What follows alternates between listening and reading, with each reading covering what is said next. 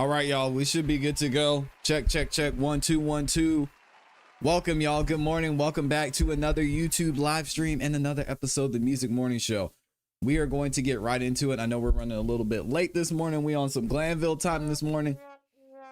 Hopefully y'all are doing well. Drop a 1 in the chat if you can hear me. Drop a 1 in the chat if you can see me. In case you didn't know, I'm ClassE Beats, the host of the Music Morning Show. You can find me at ClassEbeats.com. We're going to go ahead and get right into it. Court is already in session, and we got Miss Love is talking with Judge Whitaker. Sounds like she's already starting to get a little defensive and doesn't want to be kicked off this trial. So we're going to go ahead and get into it. Let me double check and make sure we're good. And we've got everybody in here. There we go. We've got some of y'all in the building.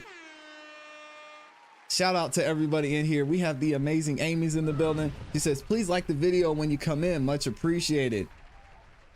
El Papacito is up in here. We've got Lauren Robinson's in the building. Says good morning. Good morning. We've got Casper Ghost back in the building too. Good to see you. And Kristen Vasquez is Satin's in here. All right, y'all. Let's go ahead and get into it. All right. Correct Here we go. If I'm wrong, but I believe that Ford is being proffered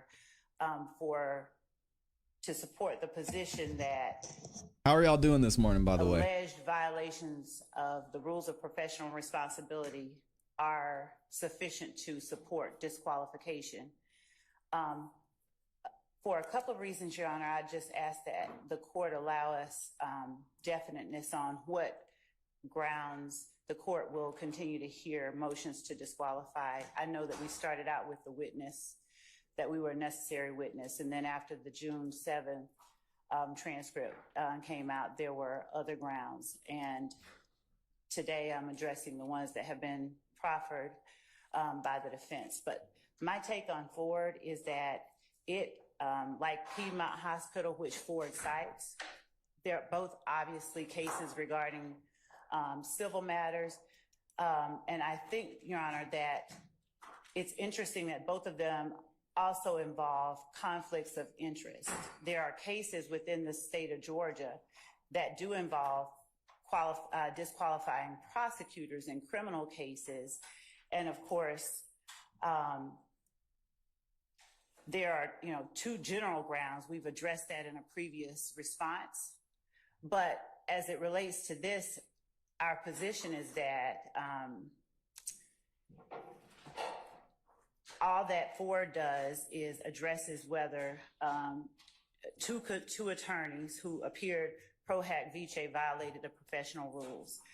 And it specifically authorizes the trial court to consider those rules when considering whether to revoke the pro hac vice admission.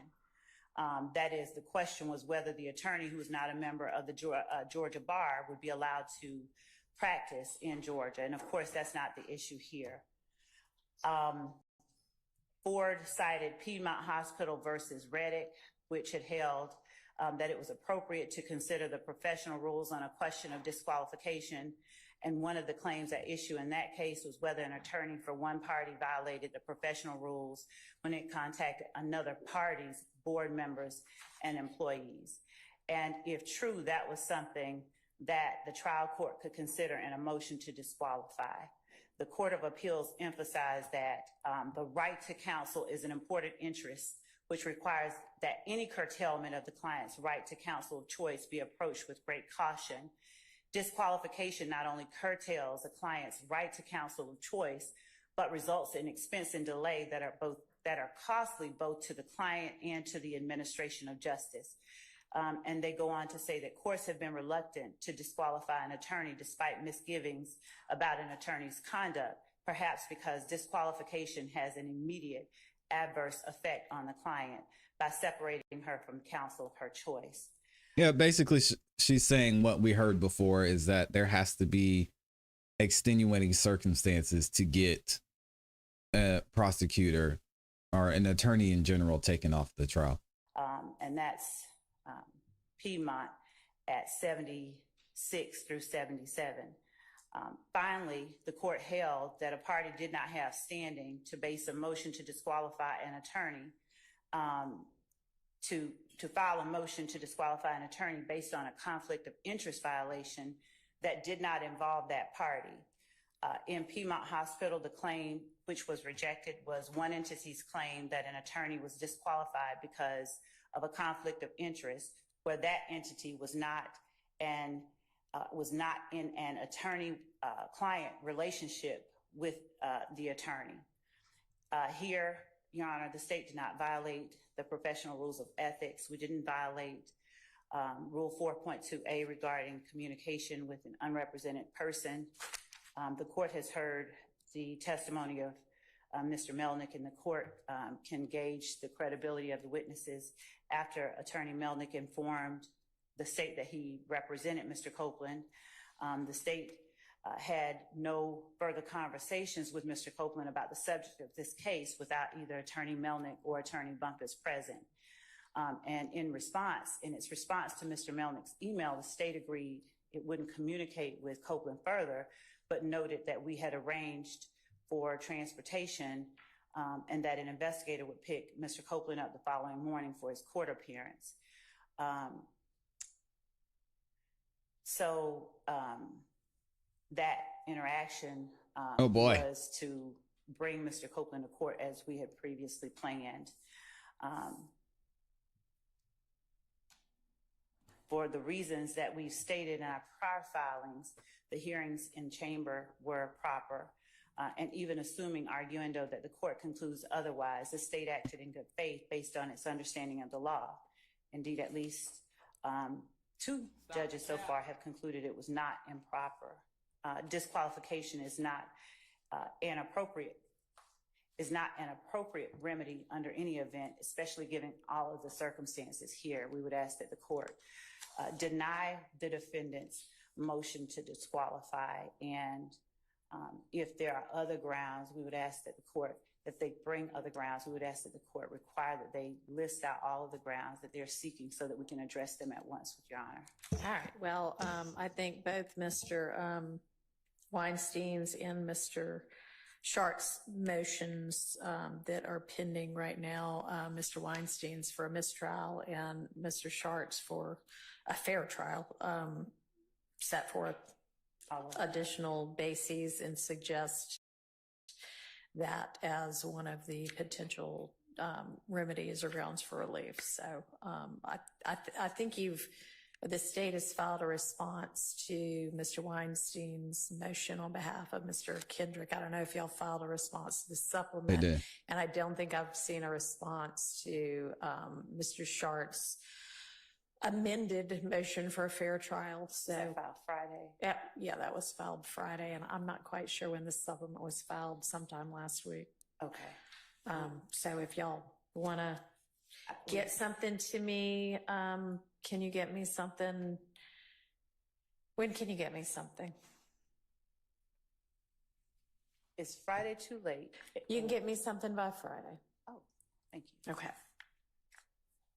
Now, this is interesting because Ms. Love is arguing that she should be allowed on the case. They didn't do anything wrong. Not only did Judge Whitaker herself say that there wasn't enough in these meetings to show that they should be thrown off the case because she made that ruling last week, but you had another judge before that, which was Judge Krause, that said, Glanville was doing everything right.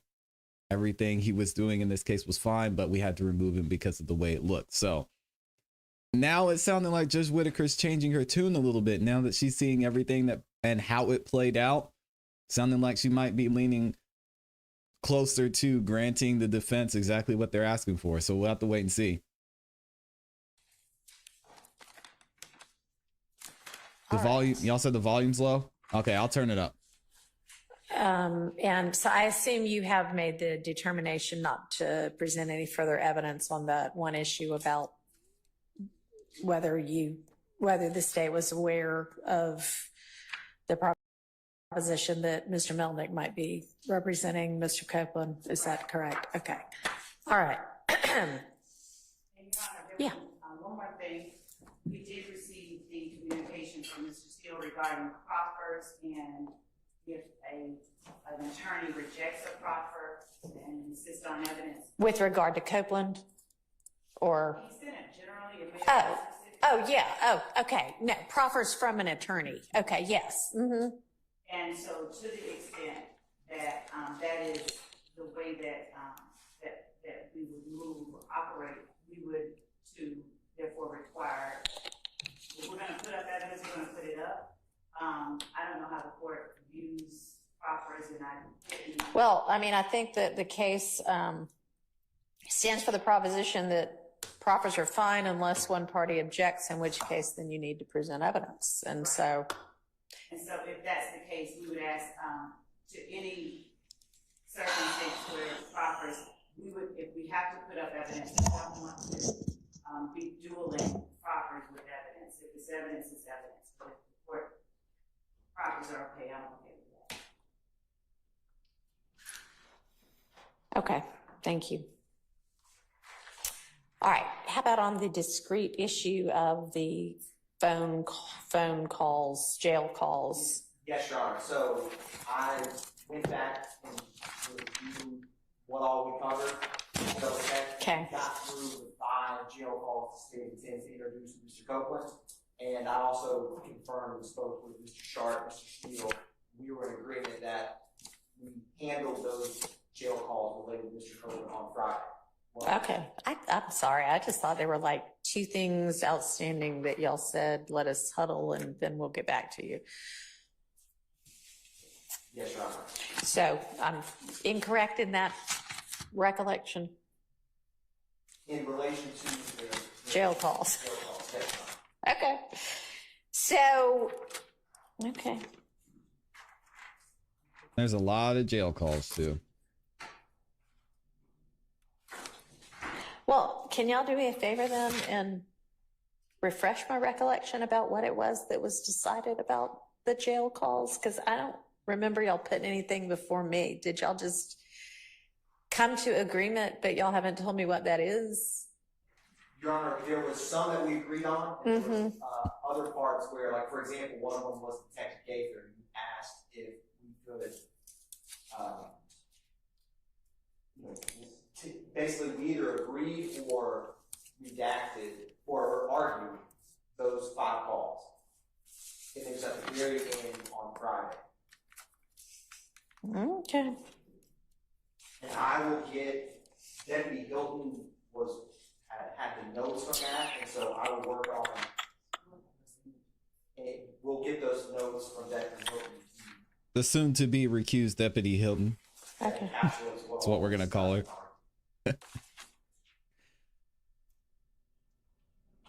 Okay.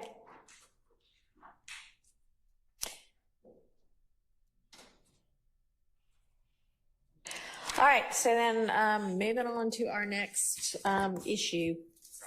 Yes. Morning, Young and Nicole. Good morning to everyone. I agree with Mr. Atkins, and we spoke last night. I think that the only outstanding issue on the jail calls for Mr. Copeland, the 5, was the redactions, and the court ordered us to look at it and then bring up any other issues with your court. So that's what I have in my notes. And that's what I'm talking about. And I think, So, yeah, but I don't think that the state or us have done that redaction yet. I think the state was trying to do it. If I'm wrong, Mr. Atkins, please correct me, but that's what I thought we discussed. Yeah, and so right when we left court yesterday, we and Mr. Shard spoke about the jail calls, and remember I had asked, we covered everything with it, and we were in agreement. Yes. Uh-oh. A little confusion in the courtroom And this the morning. only thing we have to do is the redactions, and we have to look at them. That's my yeah, so I think that there was, I mean, I've got highlighted now, I made a ruling on those things. So, okay. So, but yes, there was still something outstanding y'all needed to do. So Yes. those 2 little pieces of redaction, I think. And y'all were going to get together on that and figure out whether you could come to agreement. Yes, Your Honor. I will speak with Mr. Steele and Mr. Sharp. I guess there was some miscommunication because we spoke yesterday afternoon and thought everything was in the court. Okay. I will speak with them expeditiously. Okay. To rectify that. All right. Thank you.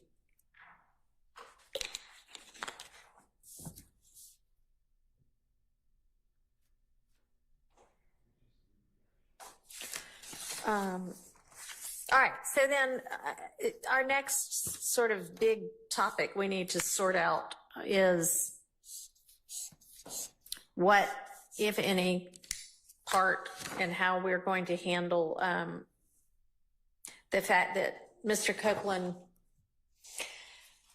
gave testimony prior to the motion for recusal, and then further testimony following the motion to recuse. And we all kind of agreed, okay, things that occur after a ultimately granted motion to recuse basically need to be redone. But if everybody can come to agreement as to, you know, these things, these parts of the testimony are okay anyway, then y'all can by agreement say these parts are okay and we can move forward. So have y'all gotten together now that I believe you have all of his testimony thus far to decide what, if anything, you think, how to handle it and what you think might need This is interesting. So I thought we were at a place to where we were going to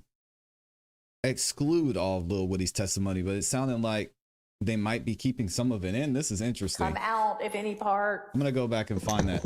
Judge, we had been in communication with the defense, and I believe that the last time that Ms. Hilton spoke with Mr. Sharp, that they were representing that the defense would get together and see if they came to some collective understanding about what it was that they wanted to stipulate to and get back with us. But if I read correctly last night, they indicated that everything beyond the point of Mr. Kendrick's motion, they wanted to do over. If I read that wrong, I don't know. I mean, if y'all had email communications overnight, I don't know what those would have said, but. And this is something I was going to show the other day we didn't get to. So this was filed on last Friday, I believe. And this is the order granting defendant Young Thug's motion to invalidate and strike all proceedings that occurred in the above referenced case on or after the initial motion to recuse Judge Glanville was filed on June 12th. So Judge Whitaker granted this motion. So I'm a little confused what testimony we're talking about, unless she's talking about some of his interrogation. Does somebody want to represent to the court what the defense position is, if it's a joint position? Your Honor, I can speak on behalf of Mr. Williams, Mr. Stillwell, and Mr. Kendricks. The stance is that. What's up, Tesla? That everything post the recusal needs to be redone.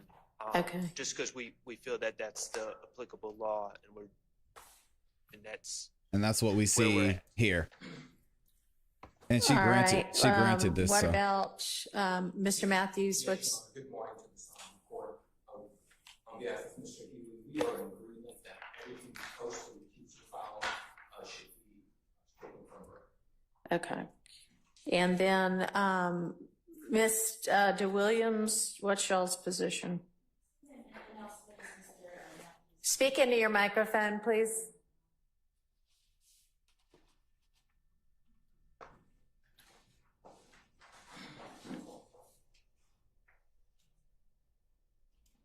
Same position as Mr. Matthews, Your Honor. Okay. All right. So I've got another question for the defense, and that is, I mean, I think that everyone has joined into the assertion in both of the pending motions that I mentioned before that the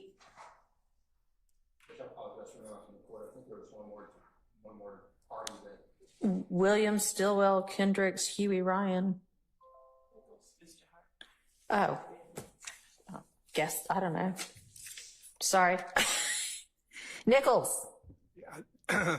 Clearly the forgotten person in this case who should be severed and who continues to object to the admission of any of Mr. Copeland's testimony against Mr. Nichols. So our first position is Mr. Harvey is not playing around. We object to the admission of Mr. Copeland's testimony against Mr. Nichols.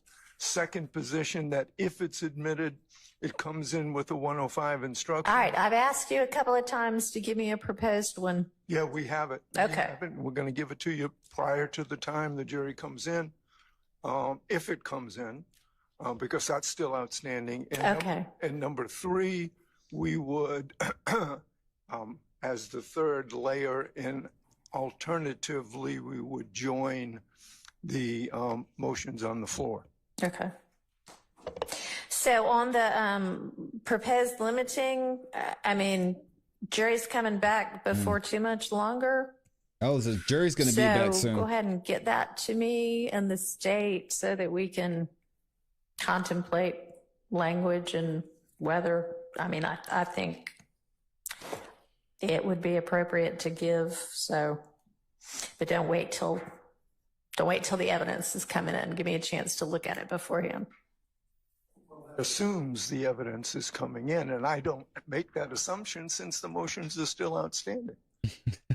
Mr. Harvey is I'm not. trying to cover things in terms of eventualities and, you know, conditionally and things like that. So I understand that. I hope you're not chewing gum. Are you chewing gum? Okay, great. No chewing gum in class. Oh, man. All right.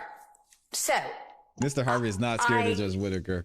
it's my understanding that everybody has joined in the position that Mr. Copeland's testimony was coerced based on what occurred during the June 10th ex parte. So, and yet I know at least some of you want that testimony and said that yesterday. So are you waiving the issue of its potential coercion? And good morning again, Your Honor. I am not waiving that All right. issue. So then how do we handle that? I thought it's two-stage. I was answering your question. If Mr. Copeland's resumes testimony, then my understanding of the rule is, or the law, is the way that the court announced, and I think all parties understand it, that once that motion by the Honorable Douglas Weinstein was filed on the 12th, everything thereafter is excluded, and we redo it. And that's what we, Mr. Atkins sent an email last night. That's what three of us responded to. I don't want to waive, though, the issue. I thought we should have a hearing with Mr. Copeland to determine did that in-camera, if it's in camera, ex parte rather.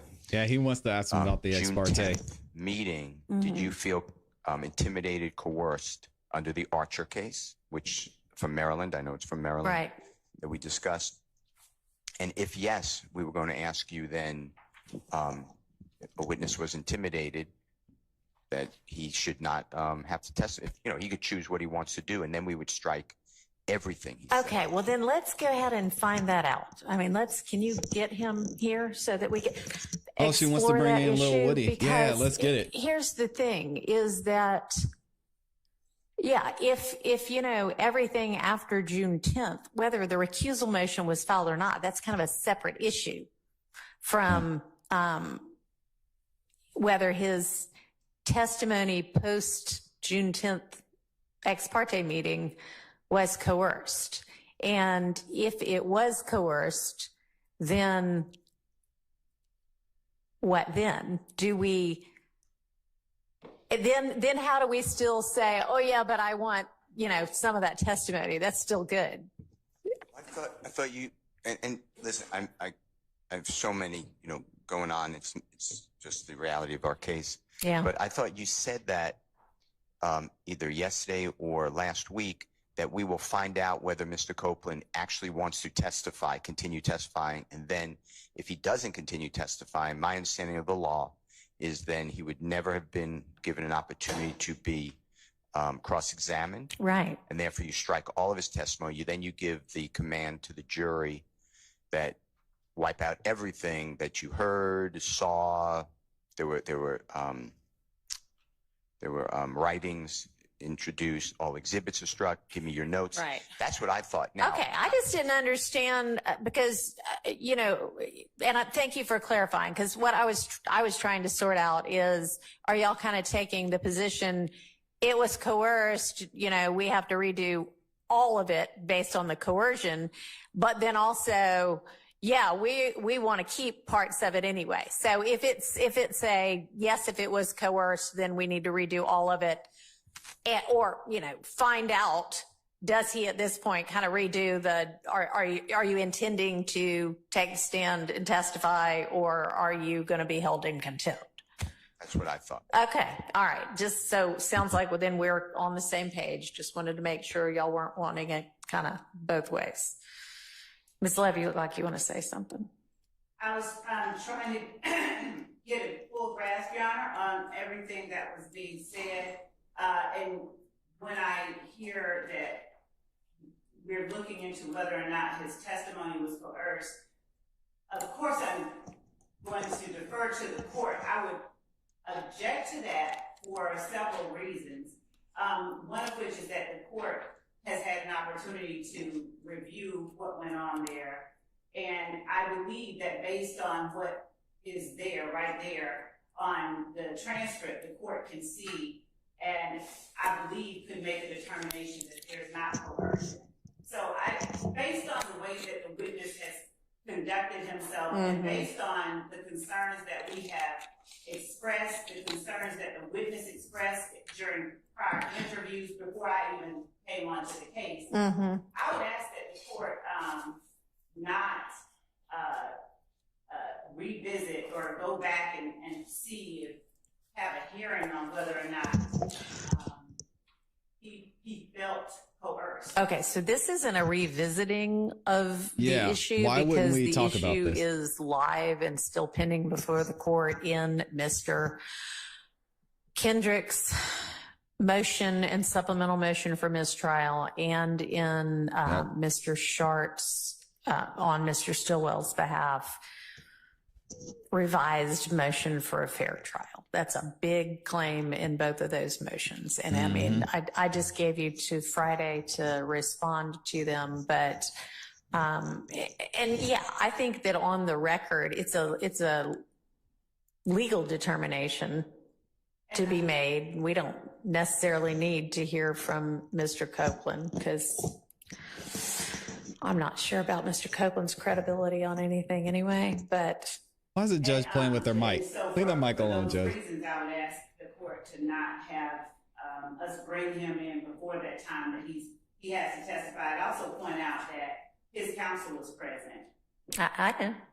throughout. So, Well, isn't that a separate hearing? Okay, well, I mean,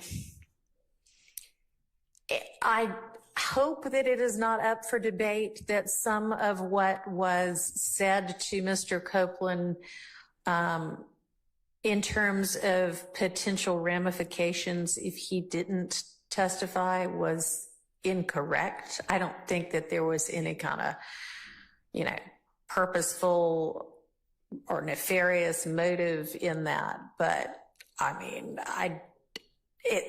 at least with regard to the notion that he could be held until the trial of even the severed co-defendants was completed, I don't think is a correct statement of the law. If you believe that it is, then please provide me with what you're basing that belief on. But I mean, I also don't think that he paid much attention to that at all. He doesn't even seem to have, you know, I mean, he kind of basically moved on from that, but that was incorrect.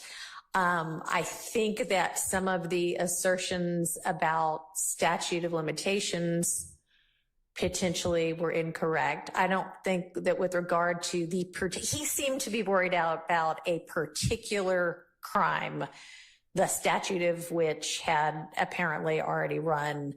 But I think that in terms of the notion that he faced no potential jeopardy, with regard to crimes based on statute of limitations. I mean, there's the immunity issue, which is wholly separate, but y'all are basically saying you don't even have to worry about it for the statute of limitations reason.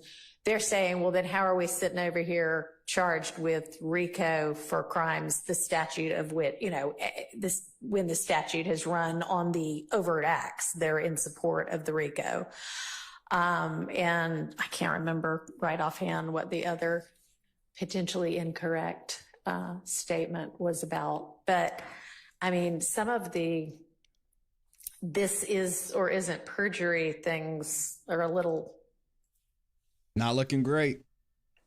I don't think quite exactly accurate either. Yep. Okay. So I guess what I'm saying is you run a lot of risk, even if I say it wasn't coerced, if that is the legal determination I make. I mean, I'm saying it's a really close call. Mm-hmm. And it might be better to just pretermit that issue and deal with it a different way.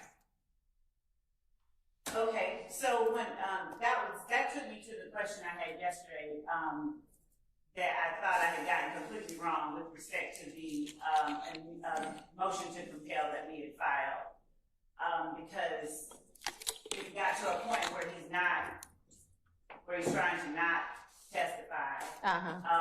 We would of course ask the court to compel him to testify, and the things that have happened, and he was, as I said, he was represented by counsel, as the court has already acknowledged. But I do understand what the court is saying, and I will respond to the motion. Okay.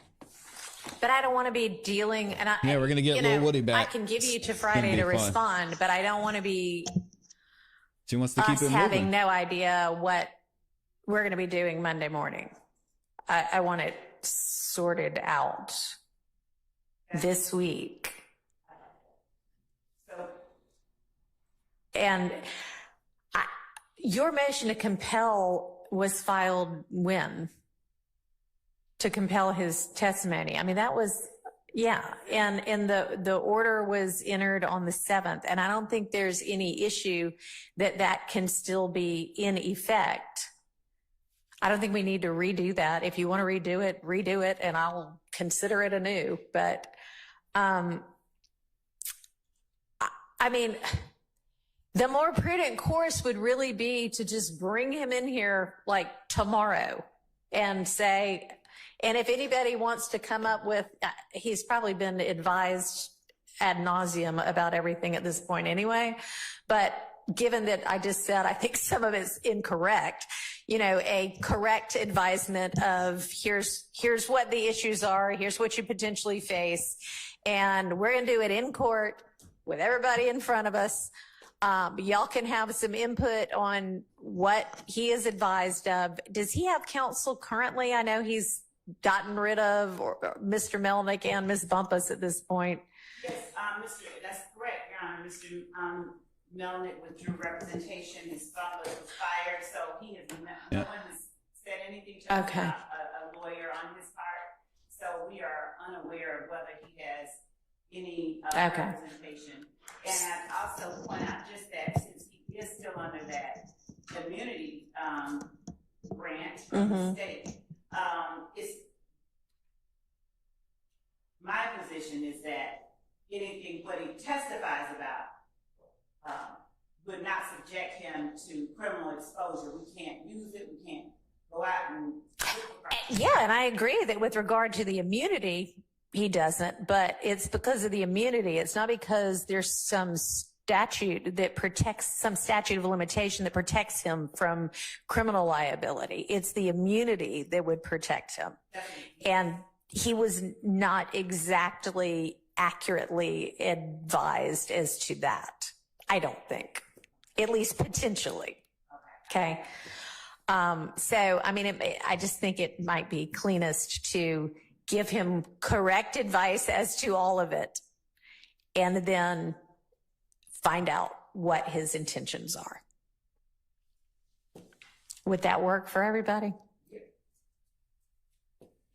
Can I get affirmative if that is in fact the case, not just a, like on the record, yes, if it's a yes. Yep. Okay. Who is this guy? Oh man, Miss Love got her uncle in there helping her with the trial. We're done. Man, she got Uncle Frank helping her out with the trial. What is going on? Somebody get Uncle Frank out of here. What is he doing? And his matching shirt. Wow, y'all like the video if you haven't liked the video yet. Why is Uncle Frank in court today? Yeah, so don't just text me. She said it's not looking good. So just make sure, make sure you do the right thing. What's that smell?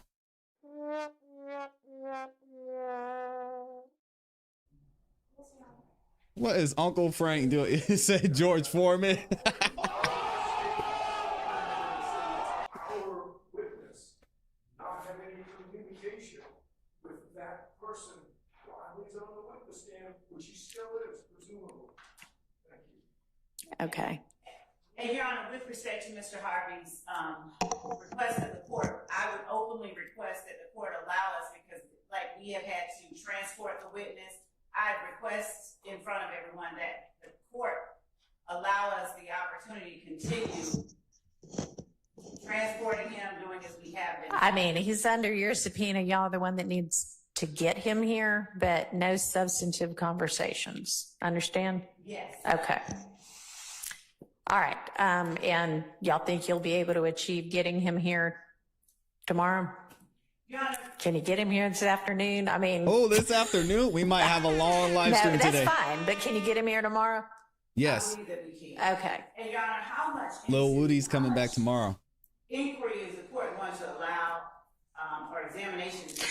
We don't need to examine him about that. What we need to do, I think, is, given everybody has agreed, is just properly advise him as to what the immunity order means, what the consequences or potential consequences of refusing those to brother. testify regardless of the immunity order mean, and find out what his intention is.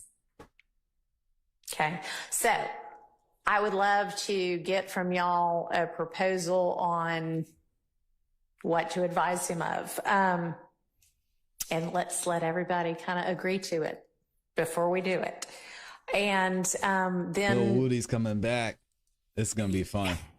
it might not be a bad idea to have counsel for him. I don't know whether he's going to want to hire somebody, or whether he is, I mean, he's not a criminal defendant, so he probably wouldn't be entitled to counsel from the public defender's office, but maybe I can find somebody willing to take it on, whether he can pay them or not. I don't know. So, Your Honor, Suggestions? This is gonna be fun. Tomorrow's gonna be wild. Okay, she'll be Your there. Honor, when the court just said about compelling him to testify regardless Little of plank. the immunity order, we wouldn't seek to compel it without it, because there is potential criminal exposure. No, I know. I think you might have, I didn't mean to say that. The consequences if he does not testify despite the order. Any ideas about counsel? I mean, I think he's probably entitled to counsel if he wants to advise him. I don't know. Hadn't done the research on that one.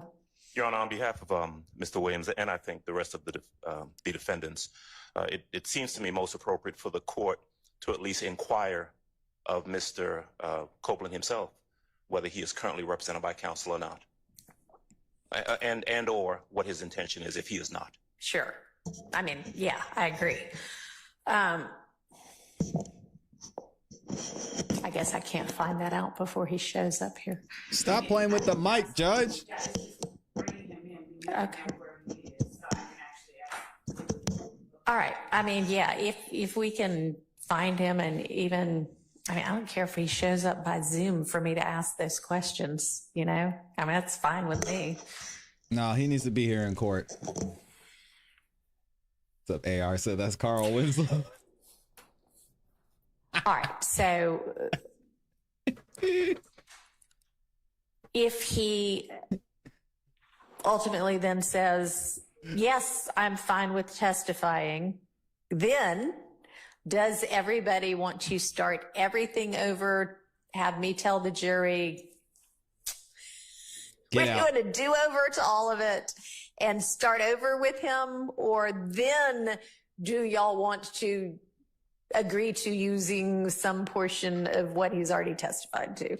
Or we could just do a mistrial, because what Doug Weinstein said in his last motion was correct.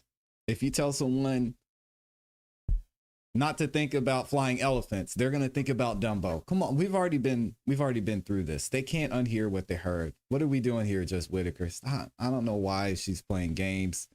This is killing me. I'm happy as a content creator to have Lil Woody back on the stand, but these are people's lives we're talking about here. And telling the jury to, hey, just forget everything you heard and saw. Come on, man. All of what he's already testified to pre-recusal motion. I can't hear you. Jeez. I have no idea, boss. Erasing 2 days of testimony. Y'all can think about that for a few minutes. What is there to think about? And Ms. Firstfields let me know that the 612 transcript, which was the last outstanding transcript of his testimony, has just been completed and is getting emailed out to y'all. All right, so y'all think, ponder, and in the meantime, do we want to move on to the whatever motions in limine there are about Mr. Zachary? I think you said you had at least a good portion of that ready. Yes, so counsel for Mr. Stillwell sent over a series of redactions that they'd like to see made, but we have objections to those, and so that is Okay. criteria. All right, that sounds good. Would the court permit me to just step out? Sure. Is Mr. Atkins going to take it from here while you're No, out? I'm just asking them about Mr. Copeland and seeing if I can get him on the phone and get an answer to the court today. Okay. All right, so Yeah, Woody's going to be here Zachary tomorrow. Evidence. Can somebody provide that to the court? He needs to get Whatever back in we're the gonna be algorithm. Yes, Your Honor. sorting through. I'll send the transcript from this interview, Your Honor, and if any defense counsel objects, I can send what Mr. Sharp sent us so that the court knows what we're walking through. Yes, Your Honor. That'd be great. Because it's broken down by numbers. Okay, good. And does the court already have the transcript? I don't. No, but Mr. Atkins just said he'll send those.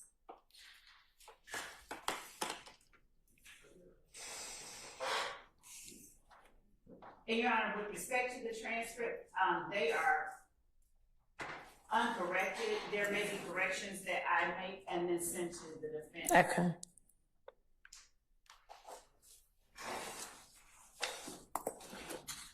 Yeah, it's just clear that Judge Whitaker is going to follow this all the way through. Yeah, and maybe pick up your mic. And y'all, I think I told y'all yesterday, I'm trying to get longer stems for these, but I didn't even turn my mic on, so I didn't even get through step one yet. So it's now on, and I am holding it. Mr. Atkins, Miss Love, Mr. Zachary's statement, his statement that I did not review yet, or I've reviewed it, but I haven't given you the total redactions. Are you planning on playing if allowed, the part where he talks to the 18 feds about the guns? It's possible, and there were two statements. you should talk into the mic too so everybody can hear you. I keep remembering how loud I am. It is possible, and there were two. I think yesterday when I spoke, I was expecting one more from you. There These are mics two, are gonna need a lot. the 2015, the August 2015 one, and then I think it's the March 2017 one. And we have your redaction request for the I think the August 2017 one. So do you mean for both of those? Or are you just asking about the March 2017 one? The transcript doesn't, I don't believe, say what date it was, but the time he talked to the federal agents after speaking to Investigator Gaither. And so when you say put it in, I wouldn't, outside of impeaching him, I wouldn't have a need to put in all of that. I would be asking the witness on the stand about that. So I can, with the court's permission, I can break away and talk to you about exactly what it is that you're concerned about. Okay, well, I'm gonna send over my proposed redactions for the statement to Investigator Gaither with the understanding that I didn't list out any redactions for the discussion with the federal agents. Okay. So you're sitting over the 2015 Can y'all one? figure this out on your own And time? Golly, man. Yes. Okay. All right, so there's one that has been done completely, the proposed redactions, right? So we'll just start on that one, and then I'm sure we'll have a morning break at some point. Y'all can maybe, if you need to huddle more on the another one, then that's fine. Yes. Thank you.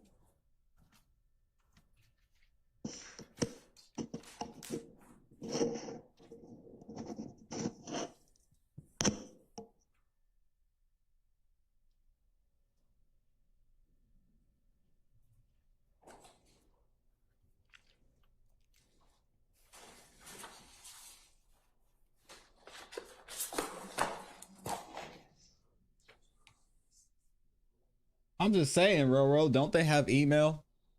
Like, can't they email each other? We don't need to hear this.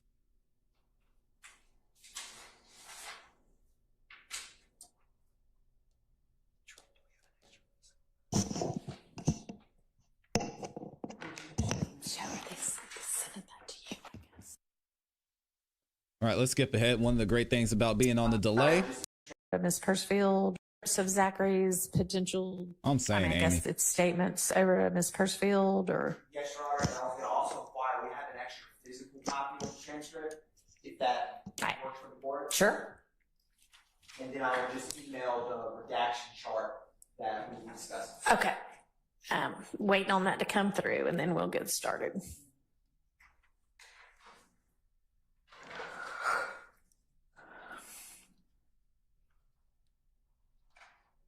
Skip forward. What are y'all thinking so far?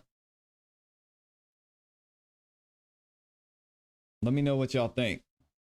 We're going to try and skip ahead here because they're doing homework in court again today. But if I were Judge Whitaker, I would be annoyed by this. Send up the hard copy of the. Let me like the video too. Amy says she yawned in the mic. Oh, Lord have mercy. Come on now. All right, do you want to hand up the hard copy of the transcript? Because I don't have the electronic one quite yet, but I'm sure it'll come through at some point, but we can go ahead and get started with the hard copy. Mm-hmm. Sure is. Wow, that's a lot. That's what she said. Hey, yo. I heard that. Copy the court can keep, but this teal colored one is going to be what we're going to discuss first. Okay. The red may come up later in the next. I'll put the red to the side right now, then. That's perfect, Your Honor. Thank you.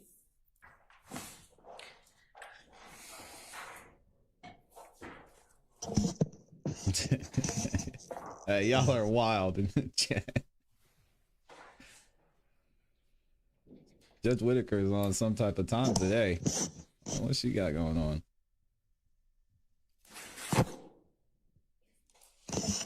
She is beating that mic up.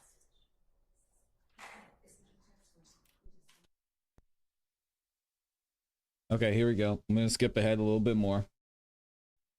See if we can get some action in It's here. 10 through 12. There you go. All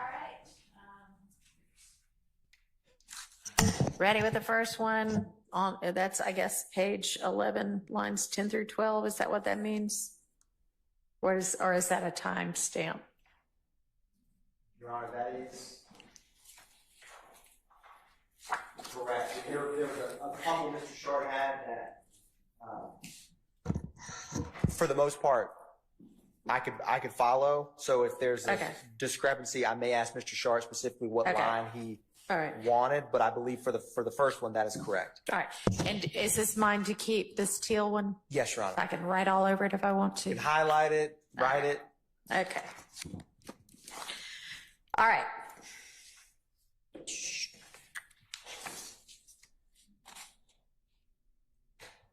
So, Mr. Sharp, the document that I'm looking at that says Quindarius Proffer Session proposed edits, and it's all numbered 1 through whatever.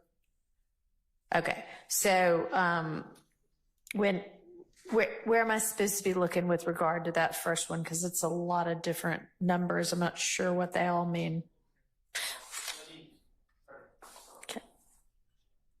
I assume 11, 10 through 12 means page 11, lines 10 through 12, but then it has 10 again, which I don't know what that 10 is, and then it should be when it ends. So it would be like 10. I'm pulling up my. I don't know. Maybe Kayla will get back in the ring. Out of order. I don't know. You're talking about Wooey?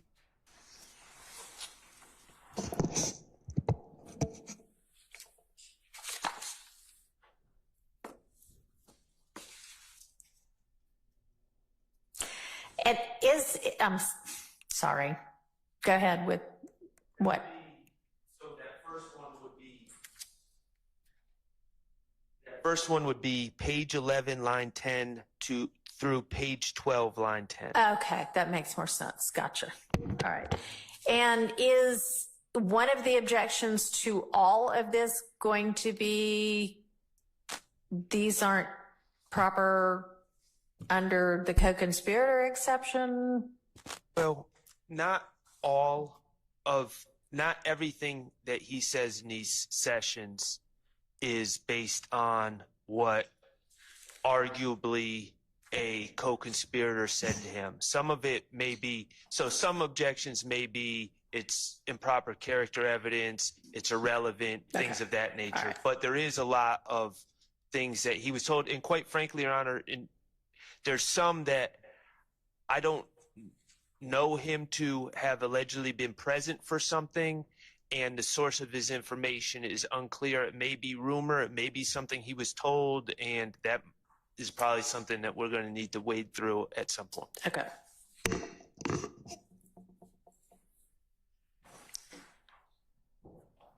All right, so the very first one is, I'm about to tell you something, and I've just said I wasn't there.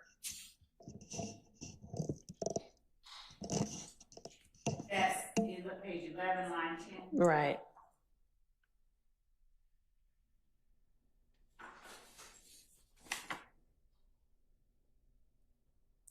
So it's obviously hearsay, so what's our exception?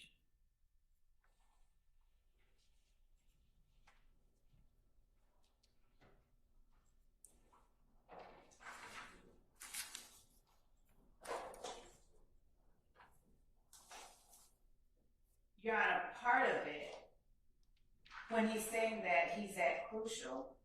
No, he's saying I wasn't at Crucial. When he's saying I was not at Crucial. Right. And he can't speak about being at Crucial. Mm-hmm. I don't have any objection to him speaking about or trying to speak about being at Crucial.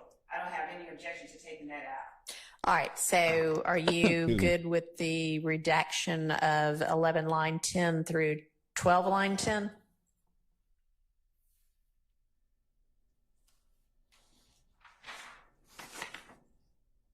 Thank you to everybody who liked the video as well. Have you had a chance to look at these proposed redactions yet?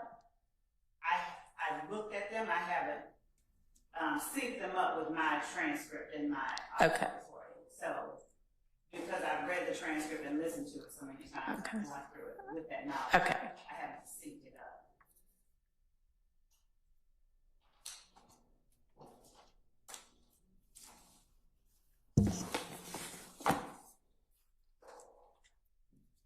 So I don't have an objection to up through line 10. I Okay. don't have any objection to it.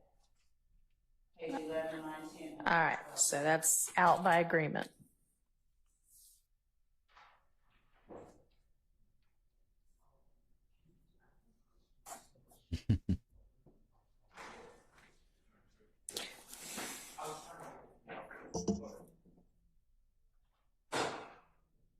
All right, so that one's out by agreement. Do you want to, is it, if I gave you 30 minutes, could you 30 decide minutes? which ones you agreed to?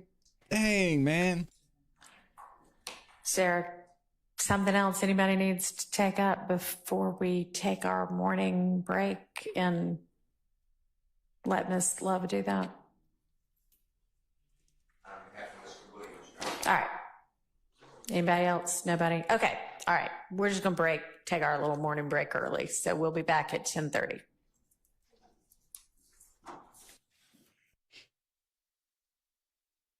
All right, so not too long of a break. Not too bad. We got a little bit in this morning. We're going to hear from Lil Woody. I like it. Steph is back in here. Says, I'm prepared once again. Judge Whitaker is seeing what we've been seeing for the past several months, and for some people involved in this case for the past 2 years. Oh my gosh. Say ClassE is on fire, ready to cut up like his partner Amy. You know what time it is. We just can't help ourselves. Lauren Robinson says Lort. Also, again, if y'all want to call in, the link to call in is in the description. I would love to hear what some of y'all think of this trial so far, especially with everything that's been going on this morning. I want to shout out all the new timers in the building too. Blackjack is in here from across the pond. He said, we in the UK have never seen such a shit show. Yeah. The UK has some things right when it comes to the court system. But Blackjack, let's be real. Y'all got some other issues going on over in the UK too. Don't get me talking about migrants and some things that might include deadly weapons, but yeah, this is a mess for sure. Roro says can't bear her big mouth. Oh Lord. If anybody wants to call in, y'all let me know. I actually did have one thing. We've got about 20 minutes before we get back. I have one thing that I wanted to cover that we didn't get to yesterday. So I'm going to pull that up for y'all here in a second, and then we'll go over it. So y'all give me a minute. How should I do this? Let me do it this way. Y'all give me 1 second. I'll be right back.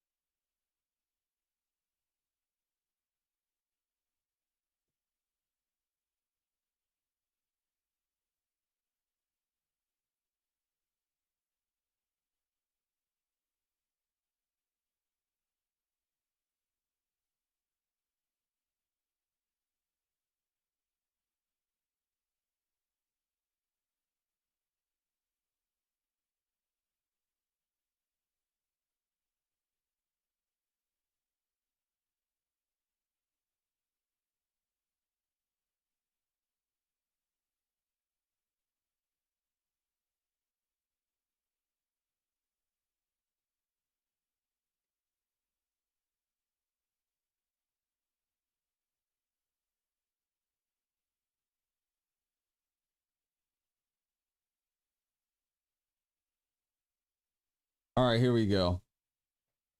Let's go ahead and do this. So I want to pull up what we were talking about earlier that was posted by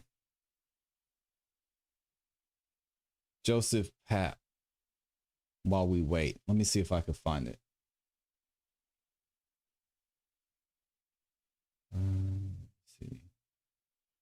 Max Shard. Okay, here we go. There's two things that I wanted to go over. So there's this one.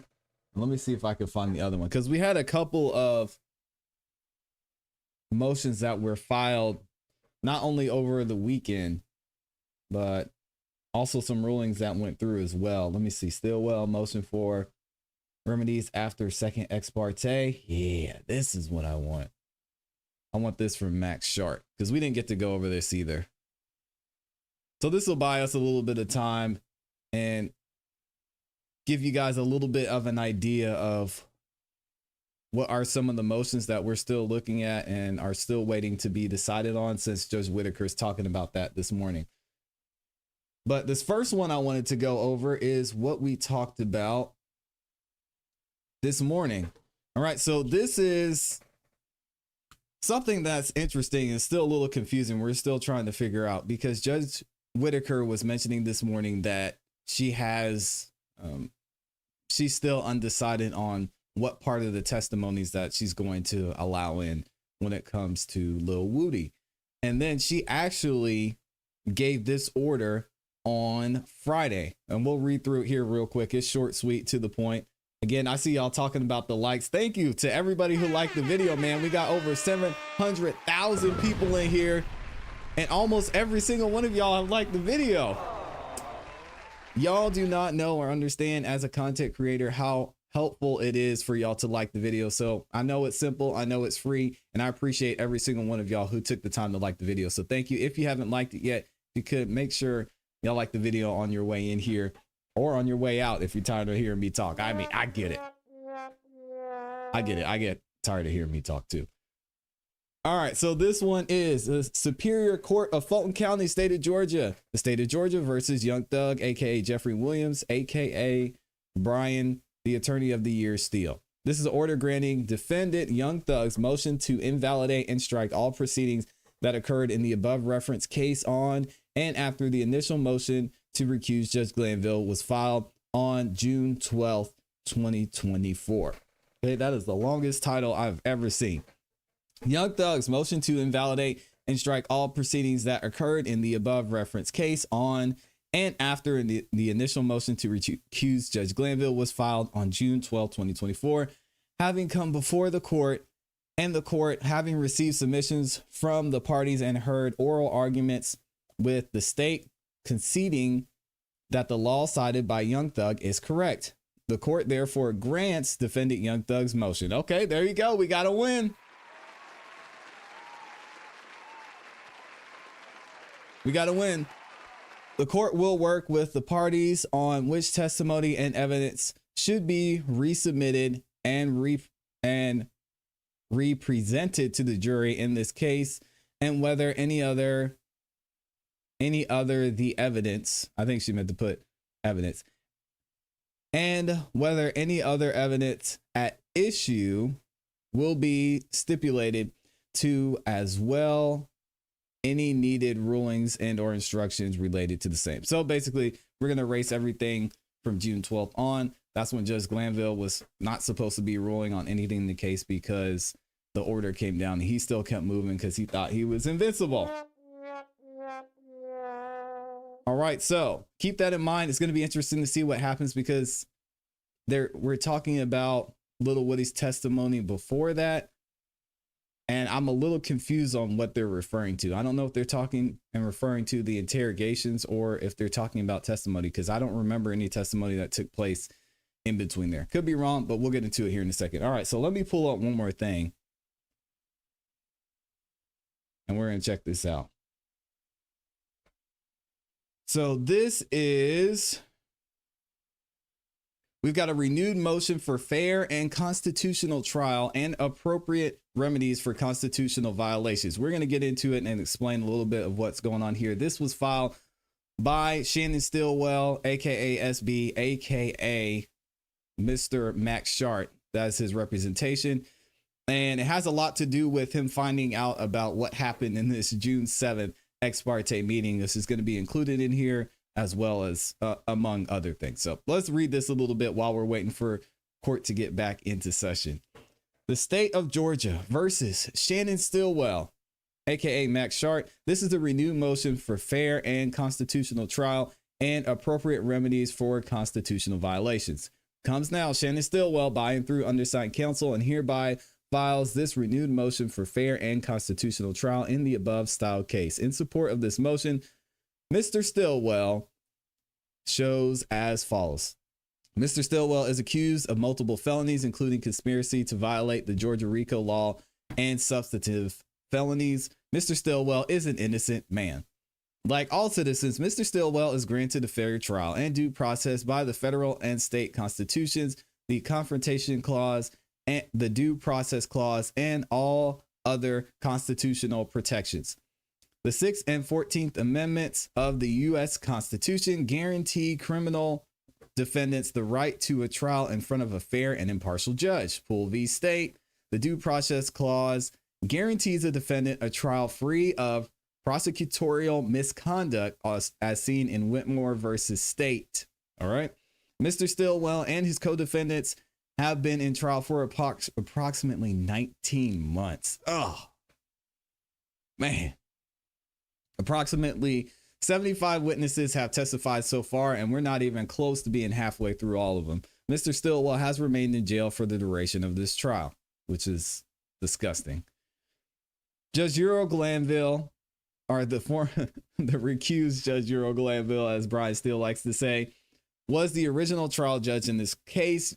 Judge Glanville was recused from this case via an order signed by the Honorable Judge Krause on July 15, 2024. Mr. Stillwell's rights. Let's go through it. The state is seeking a life without parole sentence for Mr. Stillwell if he is wrongly convicted. Mr. Stillwell demands that his trial be conducted in a fair and constitutional manner.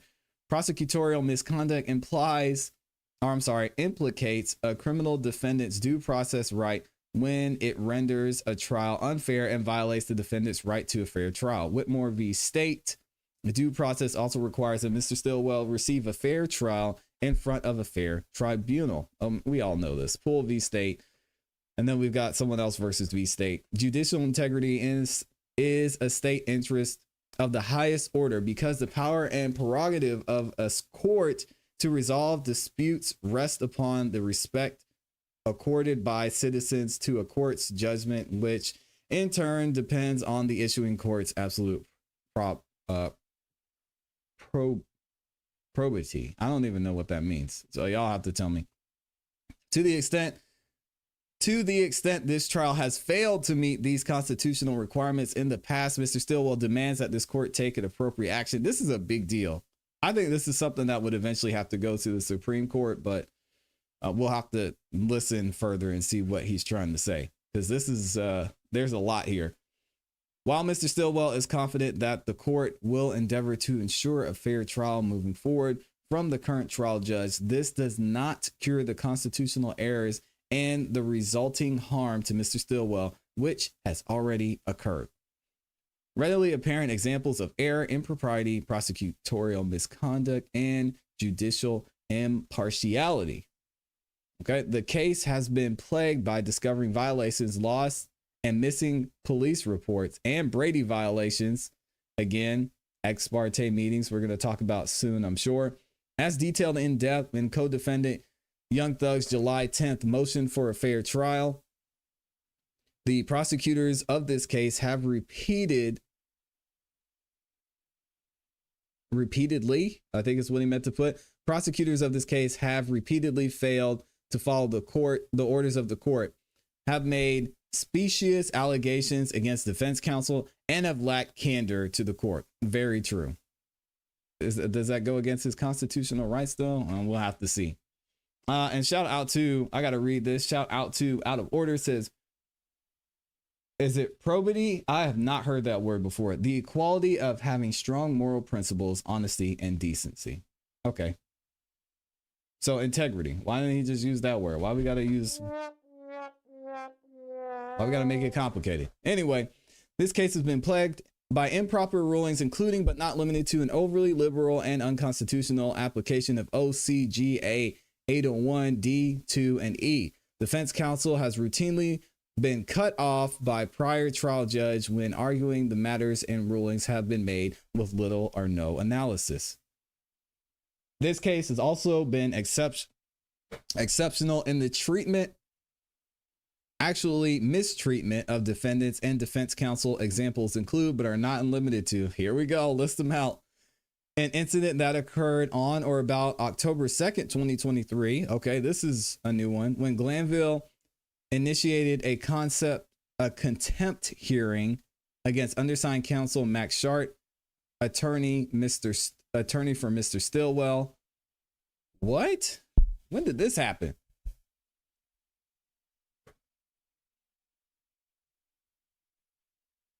Did we miss this?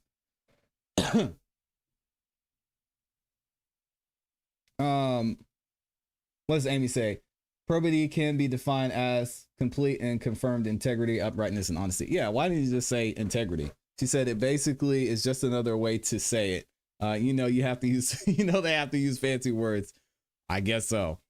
Hey, we're extending our vocabulary though. So I want everybody who's watching this to try and use probity and at some point. And I'm probably pronouncing it wrong, so y'all forgive me, but we'll look up the pronunciation here shortly.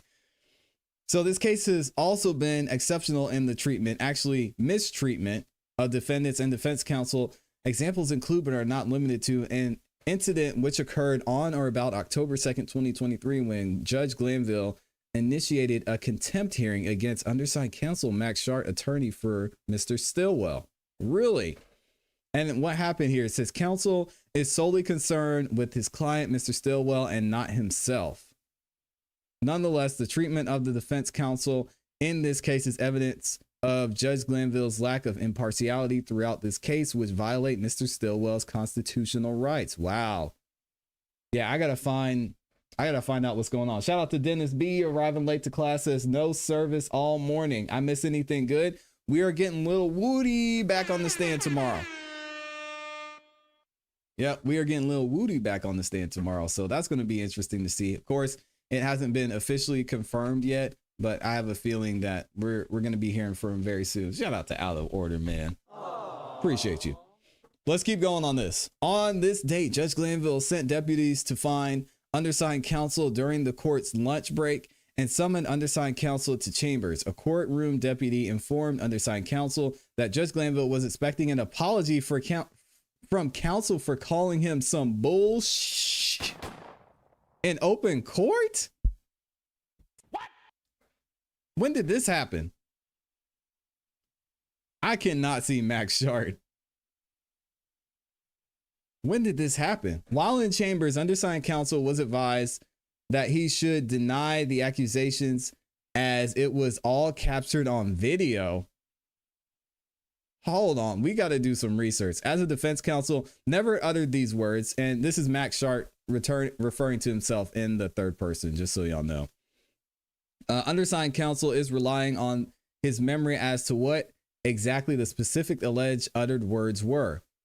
The press was not filming that day, and the transcript is not available to counsel at this time. Dang, so we can't even go look up a video of the proceedings.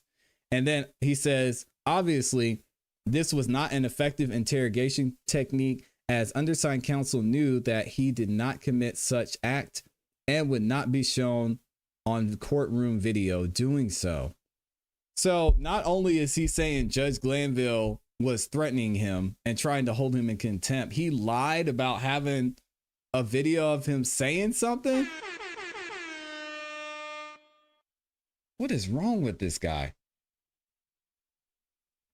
Oh, Judge Glanville, man. Why? When undersigned counsel refused to apologize for something he did not do, Judge Glanville instructed counsel to leave his chambers. Tersely, can y'all give me this one too? Why do we have to do this? I'll look it up here in a second. He instructed counsel to leave his chambers. Later that day, Judge Glanville initiated a contempt hearing against undersigned counsel. Judge Glanville berated counsel and threatened incarceration. Judge Glanville accused undersigned counsel of violating bar rules and putting his law license in jeopardy for lying to the tribunal and not confessing his sins? What? Wow. When did this all go down? It's a shame we didn't have this on camera. Judge Glanville has been cutting up. And then he also has a note here that says, the reality is that the court was demanding that undersigned counsel lie to the tribunal and by falsely confessing to something that he did not do. In the end, the attorney David Botts, who was seated within feet of undersigned counsel at the time, spoke up and stated undersigned counsel never made such a statement. Of course, the video that captured the event was never produced and no apology was made. Judge Glanville is tripping out here. But we didn't get to see this on camera because, as he said, there was nobody in the courtroom. Or there was no media in the courtroom. Judge Glanville has repeatedly demanded that certain defense counsels, including but not limited to undersigned counsel, attorney Brian Steele, and attorney Carton Matthews, to sit down in a terse and abrupt manner when overruling valid objections, all in front of the jury. These incidents have been too numerous to document individually. Yeah, Judge Glanville is wilding. Judge Glanville has sustained specious and frivolous vagueness and facts not in evidence arguments from the state that has effectively cut off the defense's ability to conduct a thorough and sifting cross-examination. And shame, again, I'm going to keep saying this, shame on Judge Krause. We're looking at all this evidence and all these facts and everything that we've seen with our own eyes from Judge Glanville's behavior, that he was not handling this case in the proper way. And then Judge Krause is going to have the nerve to say, Judge Glanville was doing everything fine up until this point. I see no problem with everything that he did. We just have to get him off the case because it looks bad. Shame on Judge Krause. Shame, shame, shame. You did not need to throw him that bone. He is clearly conducting himself in a manner that not only was inappropriate to this court and inappropriate to representing the court, but I know that you would not act that way yourself, Judge Krause. So come on now. Just one example of this can be found by viewing undersigned counsel's attempts to effectively cross-examine investigator Tyrone Dennis. Number 4, Judge Glanville, or letter D, as we should say. Judge Glanville on 2 different occasions baselessly called attorney Brian Steele unprofessional and unprepared in front of the sitting jury. When it was shown that Judge Glanville's comments were completely off base, Judge Glanville refused a defense request to issue an instruction that the jurors should disregard his comments about attorney Steele. And we watched that video. Judge Glanville said, hey, listen, I'm sure you said things to me that I didn't like and were offensive, but you don't see me up here crying. And I'm sure both sides have said things that have been a little bit dicey. I'm not going to go back. I'm not going to apologize for calling you unprofessional and unprepared, even though you're sitting here asking me to do so. So just get over it, Brian Steele. And that was his attitude about the whole thing. We've watched the video a couple of times there as well. E, Judge Glanville has monitored the movements of the defense counsel, including undersigned counsel, throughout the courthouse through security cameras for no permissible purpose and without cause.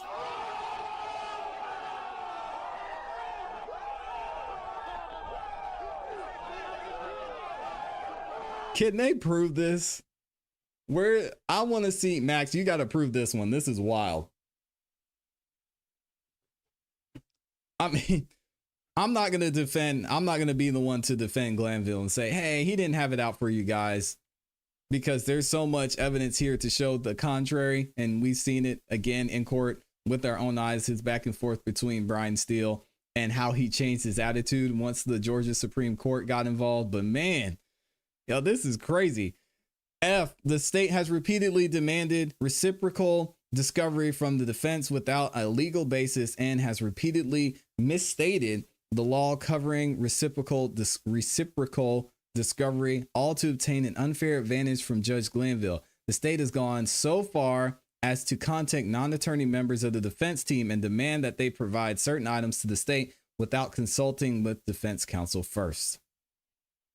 These actions were taken without any legal basis and were an attempt to unconstitutionally invade the attorney-client privilege and the duty of confidentiality of the defense. I want to see the proof behind this too. Do we have some? What page are we on? Number 5? Do we have some exhibits here? Come on, Max. You can't say all that and not show us what you're talking about now. Man, that's disappointing. I was hoping he had some emails or something in here. Maybe we'll get to that at a later date. G. The state intentionally and erroneously accused Attorney Steele of tampering with and altering jail calls made by Lil Woody, which were served in reciprocal discovery. Of course, these heavy accusations were entirely false and without merit. There were no consequences for making these wild, false claims. On June 10th, here we go. We knew it was going to come up. On June 10th, 2024, Judge Glanville held an illegal contempt hearing against attorney Brian Steele. Judge Glanville briefly incarcerated Mr. Steele and attempted to sentence him to 20 days in jail.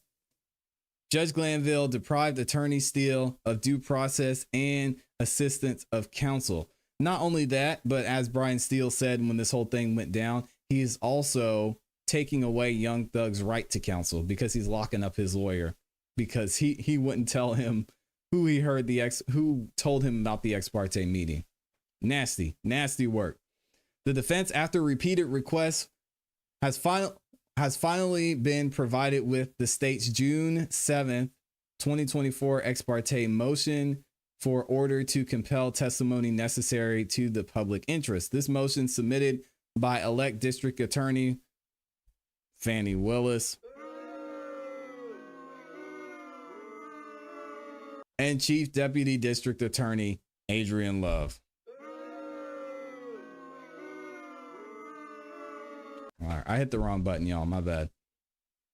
Contains, upon information and belief, a glaring misrepresentation. In paragraph 11 of this motion, the state asserts that after the encounter with defendant team members, Lil Woody informed representatives of the district attorney's office that he may attempt to plead the fifth in order to avoid testifying against YSL members. This motion does not provide any information regarding the specifics of the alleged encounter or which defense team members were allegedly involved. Upon information and belief, after reaching out to defense counsels involved in this case, the information is completely false. Upon information and belief, no members of any defense team had any contact with Lil Woody on or about June 6th. It goes without saying, upon information and belief, no defense counsels or members of any defense team even interacted with Lil Woody in any way that would dissuade him from testifying. This false and disparaging information about defense counsel was provided to Judge Glanville in an ex parte motion. Oh my gosh. Yeah. This is great. Let me see if we're back real quick because I know we're on a little bit of delay. I want to go through some more of this and it looks like we are not back yet. So let's give ourselves a little bit more of a delay here. So we're finding out some more stuff we didn't even know about. Judge Glanville was out here acting wild, man. Let's talk about the June 10th ex parte meeting real quick. Let me see what y'all are saying in here. No wonder they don't want to get Glanville up on the stage. He would get cooked. Judge Whitaker said, I'm not going to sit here and watch my colleague just get absolutely demolished in my courtroom. So no, he's not going on the stand. I'm sorry, y'all. Frozen Frisbee's in the building, said, can't let his ego go. This is insane. Judge Glanville is crazy. He had it out for the defense from day one. There's no arguing that. Shout out to the new timer in the building. We've got Day LC Day says, I have a question for you. Do you think Judge Glanville is watching any of these cases? Of course. You know, y'all ever been in a relationship, and had a long-term relationship? There were good times. There were bad times. There were times when you didn't know if things were going to last. There were times when you were on top of the world and things were good. But then it came to a point where everything had to end, right? For whatever reason. Could have been their fault, could have been your fault. Things ended. Now, in the age of social media, a lot of y'all know you didn't unfollow them right away. And if you did unfollow them on social media, you were still looking to see what they had going on. Looking at their Instagram stories, checking out their Facebook, following their relatives to see if they were posting videos and pictures from Christmas. So I say all that to say, Glanville is absolutely watching this trial right now. Shout out to Judge Glanville. We know you're watching. We know this was your girl. But Judge Whitaker took your girl.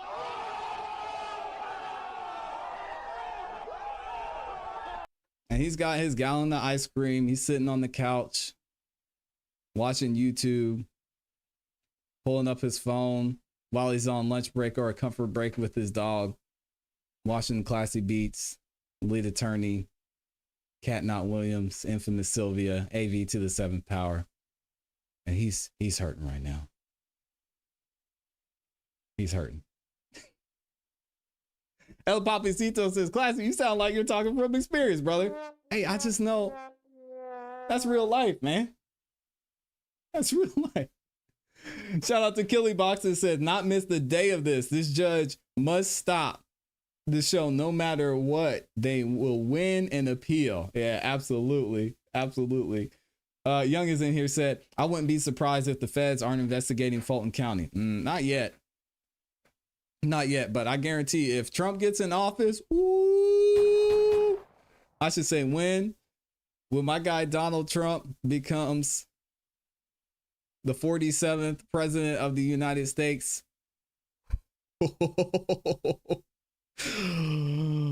Fulton County is going to be in trouble. Going to be in trouble. Law say, hey, you're killing me. Hey, listen, I'll just tell the stories, man. I haven't heard anybody in the chat tell me I'm wrong. My dog CG Beats is in the building, man. Shout out to CG Beats. Unagi's son says, man, Glenville's like the anti-Uncle Phil. God dang. First things first, rest in peace, Uncle Phil. Killy Boxing says, Scotland watching. Shout out and salute to our family over there in Scotland. I appreciate y'all. We got over 1,000 people in the building. Let me double check and see if court is back in yet. Oop, yep. So we're gonna lose a little bit of our delay, but if y'all are ready, court is back in session. So we'll go through maybe the rest of this at some point. But this is all very interesting. I love how Max put this together. Let's go ahead and get back into court. And all 1,100 of y'all that just stopped by the building, first of all, thank you. Secondly, if you could, it's free. It takes 2 seconds. And it is the #1 way you can support this channel. If you guys have a great time, if you like my shirt, if you think some of the people in the chat like Amy and Dennis are amazing, go ahead and like the video. It does help out the channel. It helps us continue to grow. And it lets the algorithm know you guys are enjoying the show and it shares it with more people. All right, we got 1,200 of y'all up in here now. Let's get back into it.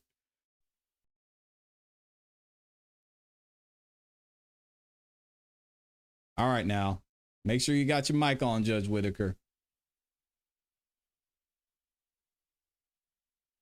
She doesn't have on a mic. anything? Judge, I have just been reviewing Mr. Sharp's proposed redactions, and there are some that I agree to. Okay. Not a whole lot, but we've already given the court the first one. Does the court have a copy of his redaction? I can give the court. Yeah, the proposed redaction, yes. Yes.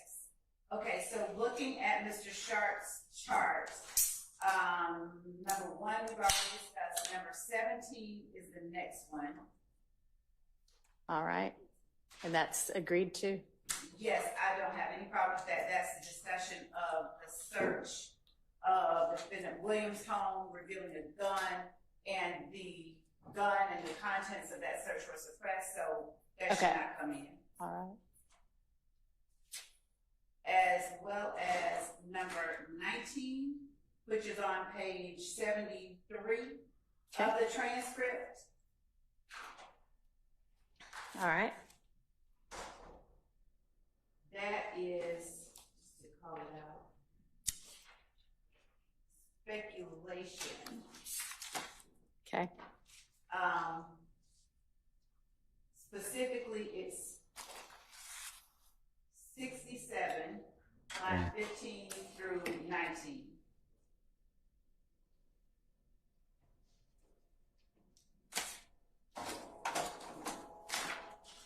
No, I'm sorry. Mr. Sharp has a description that is different than the lines that are listed. So 70, so on page 73, I don't have any objection to lines 10, he has it right, lines 10 through 13, no objection. Who thinks this is gonna go smooth? Or they're gonna need another break? 17. That's a fact.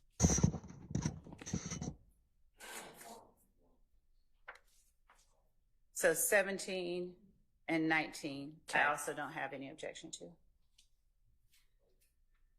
23, I don't have any objection to. Okay.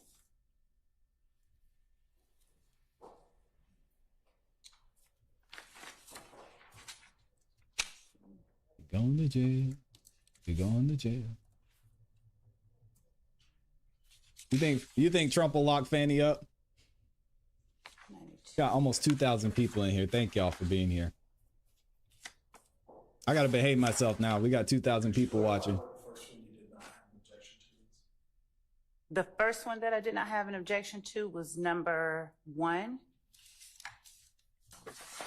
And number 1, if you have you already have the redactions. Okay, so it was Mr. Zachary, after saying he wasn't at Club Crucial, he talks about what happened at Club Crucial.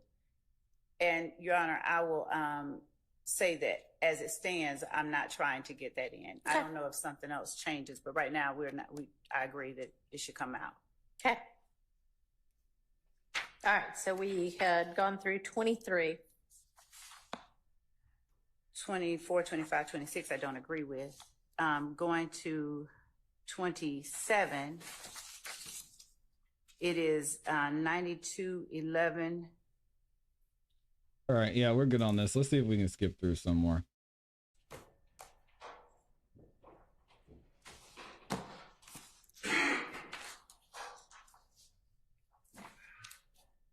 Thank you to all 1,900 of y'all who are in here. Make sure you guys like the video on your way in.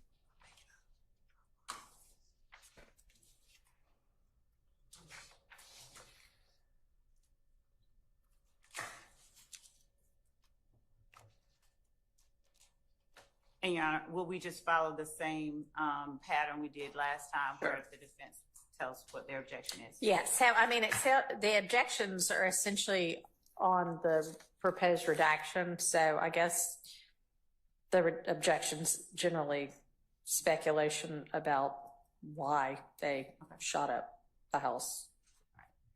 So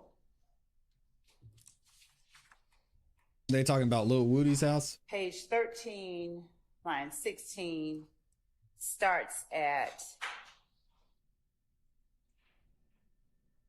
Dennis talking with the witness about the house getting shot up. And this is following, I think you have to go back a little bit further to page 12 to get better context.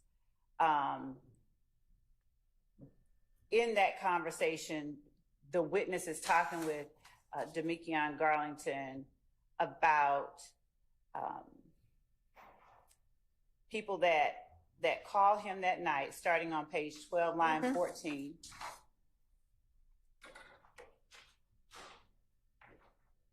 And Quindarius Zachary is talking about his girlfriend telling him what's going on. Right.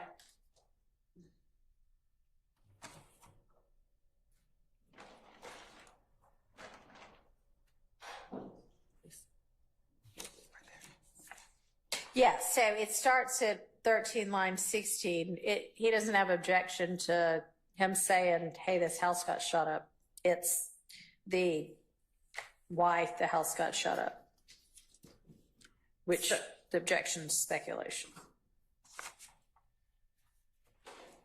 So my argument, assuming I established the proper foundation, is that with Quindarius Zachary saying that Trevante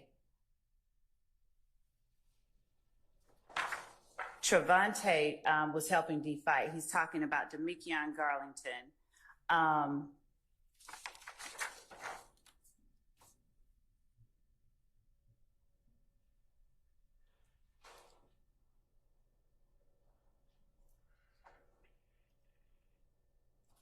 Right, so what would his basis of knowledge be? You would need to establish that he's got a legitimate basis to know that. That's the point that I'm making. Like, without doing it, I wouldn't, Okay. if I were not able to do it, I wouldn't proffer it or even try to play it. And so you think you can? Yes, that's the point. Especially, Your Honor, when we're talking about, he goes all the way through to line 2. Right, 14, line 2. Okay, I was looking at line 14.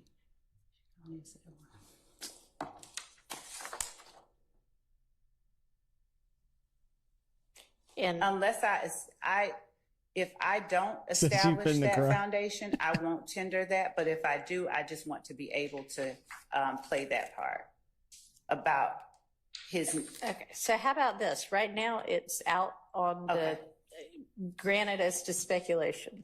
Okay. And if you establish it, Okay. then that'll be a different story. That'll work.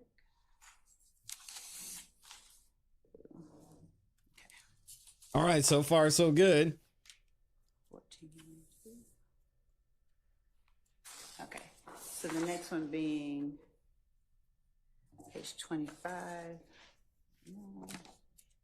So 25, page 25, line 9 through 2512 is a direct statement from the witness about an incident that's listed as an overt act on the indictment. Okay. And what they were doing, it's an admission. All right. It's an admission against his. All right, so what's our objection there, Mr. Short? My objection is drug use, and the character that's associated with that, and the statement they didn't, where is it? They really didn't care. That's speculation about someone else's mind state. That's true. Or state of mind. The reality is, within this context is a story about that Mr. Zachary gives, that he describes my client as well as others shooting up houses. And I'm not, of course I don't want that to be admitted, but that's a fight for another day. But I'm not objecting to that on any of these bases, but I am objecting. So I'm not objecting to him talking about that at this time, but I am objecting to him pontificating about my client's state of mind as this was going on, because he can't really speak to that. So that would just go to they really didn't care part. And then you're saying the fact that he's saying they were taking Xanax is. I don't know his basis of knowledge of that, but I don't believe that to be true, but I don't know his basis of knowledge of that. All right, Ms. Love. So Judge, my argument right now until I speak to him is that he is in the car with the persons that he's speaking to the detectives about. He has the opportunity to observe them up close. The question posed, as the court can see, is did they feel some kind of way that you didn't get out of the car? We believe that the evidence has shown and will continue to show that these people he's in the car with that are shooting up these houses are his friends. He's known them for a long time, and his personal observations of them and personal knowledge of them is what allows him to make the assertion that he does. Thank you, Dee Dee. That as to why they didn't care that he didn't get out of the car while they're facing arguably danger. They're the ones getting out, according to Mr. Zachary, doing the shooting. But they were high, essentially. So that's the reason why they didn't mind him not getting out of the car. We'd argue that it's intrinsic. You know, it could go to why they would be so brazen as to do something like that. But the fact that they were high while they were shooting, the fact that it incidentally touches on someone's character. Okay, so I don't have a... She beating that mic up, for real. I don't think I'm going to overrule it as to character. And if you can establish that he actually knew they were on Xanax and high, that's fine. On the they really didn't care part, are you maintaining that part should come in? Yes. Because his observation is that they didn't mind. He's offering up an explanation as to why. Basically, the investigator's a little bit incredulous that, you know, wait, you... Right. What's the motive? The motive's just they were high. Yes. All right. Well, if you can establish that he knows that they were on Xanax, then I will let you use that part. So overruled as to character and sort of like to be determined as to the basis of knowledge on whether they were high or not. I put subject to foundation. Okay. So that is number...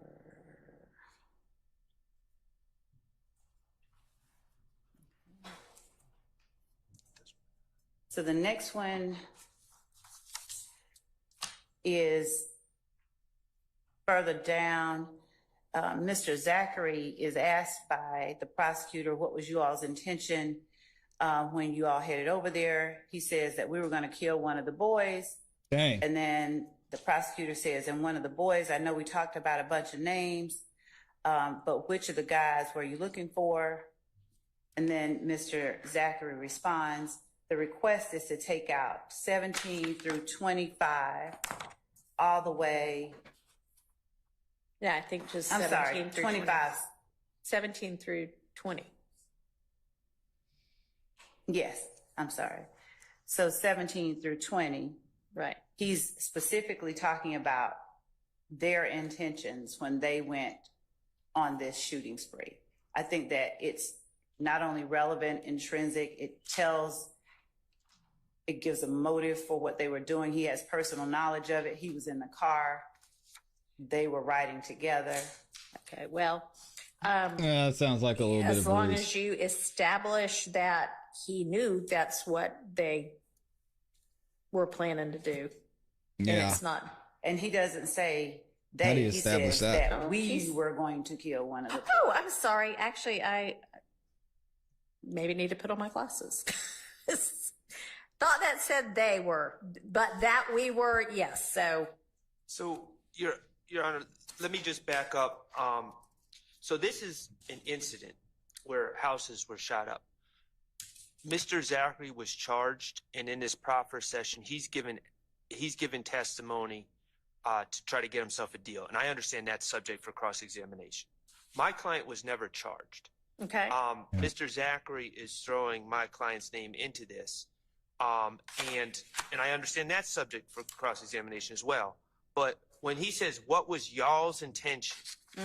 Now, it strikes me that Mr. Zachary can speak to his own intention, unless he says Mr. Stillwell was there and this is what Mr. Stillwell said or something of that nature. He can speak to his own intention, what his intention was, and the state can ask him on the stand, Mr. Zachary, when you went over to the house, what was your plan? But unless someone else articulated their plan to Mr. Zachary, I don't think he's authorized to speak to what anyone else's plan was or intention was. And when he starts saying, and it's not his fault because Of the way Mr. it's Bailey asked. inartfully asked what was y'all's intention, and that prompted him to speak for other people.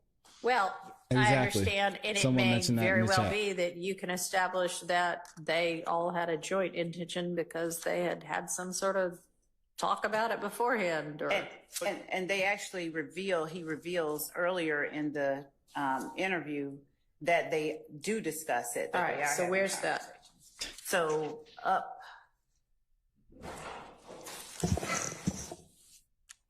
On line 4, he says, because he said we're not going to shoot, how to be that to them. So on line 2, Investigator Dennis asks, why does Muntung, and that is actually Antonio Sledge, it's spelled wrong, tell you not to get out of the car? He said, Mr. Zachary said, because he said, we don't shoot up houses, leave that to them. That's one point that they're talking. Further back on line, page 24, when Mr. Zachary is talking to Detective Dennis about the kind of guns that they have, he's naming them. Okay, I mean, it does look like they kind of had. Well, Your Honor, he's Line 9. talking about what Muntung said. Muntung's not even here. My client is not Muntung. Exactly. And so I don't find respectfully what Ms. Love said to really address the issue. All right, so where is it that your client gets, what is it that is indicating that he's talking, his speech includes your client if your client's not in the car? No, my client is supposedly in the car according to Mr. Zachary, but what Ms. Love talked about is Muntung telling Mr. Zachary to not get out the car, saying we don't shoot up houses, leave that to them. What that has to do with my client's intent to kill someone, I'm not seeing that link at all. And my whole point is this, Your Honor, if they can establish that that through Mr. Zachary, that my client indicated what the intent was, what the plan was, that's not in this transcript. That's going to come across through live testimony, which would render these prior statements, out-of-court statements, irrelevant anyways, because it would have been established through live testimony. Right. So I don't know why we would keep this in the transcript. I don't either. I'm with Max on this one. That's Max Sharp speaking, by the way. I thought that the whole purpose of this exercise was assuming that they don't. It is. Okay, so assuming you need to use it as a prior inconsistent statement. And what's happening here, y'all, is basically they're going through some of the arguments and some of the things that are going to be brought up when these witnesses get on the stand. So that way we're not doing what Judge Glanville did when he was presiding over this case and saying, okay, bring the witness up here. We're going back and forth. And then we'll say, oh, I have an issue with this. The defense says, I have an issue with this. So like, okay, witness, can you leave? Then we talk back and forth. And then they bring the witness back in. And then they keep going. And the prosecution says, oh, I have an issue with this. And then they send the witness out. So Judge Whitaker is trying to avoid all of this back and forth and get some of the things out of the way before they actually get the witnesses on the stand. So it's very smart. I think it's very efficient. And she's just trying to make things a little bit more streamlined. It's just, we got to watch it and go through it with them. Yes. And in response to Mr. Sharp, Mr. Zachary is talking about his own intent and his understanding of what the conspiracy was. Arguably, this is a conspiratorial act of going out to shoot. We were going to kill one of the boys. So he does not, I don't think that it's improper for him to be able to talk about what the intentions of the group that he is acting as a part of were, as shown by their actions and their words throughout the course of the conspiracy itself. But if it's just if his Shout out to statement Graham. is just based on assumptions he's making through the actions of others, then the jurors are in a similar place as Mr. Zachary to make that to draw that conclusion. But Mr. So Zachary, I don't understand why Mr. Zachary, his conclusion about what my client's intent was Matters. would be particularly helpful or relevant to anything unless my client articulated it to him. And from my understanding of what Mr. Zachary's saying is he gets a call from his girlfriend Summer. Mr. Garlington and Mr. Sledge leave the club. Mr. Zachary doesn't know, according to his story, he doesn't know how Mr. Stillwell gets in the car because he wasn't at the club. And then they pick up Zachary last. And Zachary does not describe any conversation in the car on the way to these houses or anything like that. He doesn't give any context about communication. He's just kind of like, I got in the car and this is where we went. So, Judge, this is also the third interview that Mr. Zachary gave. He gave one earlier in 2015. This one occurred in 2017. So there are statements about this same incident in the 2015 interview as well.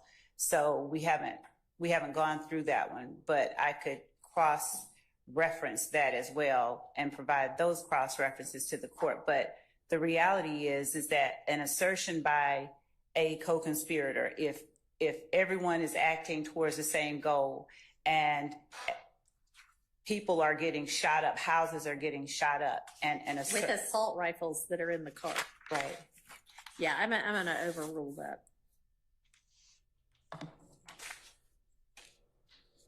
Wow.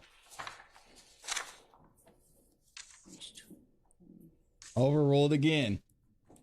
All right. 25. 28, line 17. The No. font is a little small. I'm just having. I'm sorry? I need the court's glasses. I'm just 28, trying to get down. line 1 through 3. And with this one, Your Honor, I'm not trying to mislead anyone. If one of my colleagues tells me I'm wrong, then I'm wrong. My recollection, there has been no testimony about someone being shot in these houses. Okay. If I'm wrong about that, feel free to correct in this incident. The So shooting at this the houses. this one we have given the list of 30 witnesses, and one of the first witnesses after Mr. Zachary is the young lady who lives at this house and her sister Okay. getting shot at. So there hasn't been. Did somebody get shot at this house? Yes. Yeah, they shot up the wrong house. That evidence will come in through this what's the name of that witness? Miss Bell and her sister Cecilia. So they're coming to testify? I see him on the witness list. You don't see them? I do. I see Denise Bell. I don't know what the other person's name is. So you intend to call somebody who says somebody in this house got shot. Okay, so then that is all right.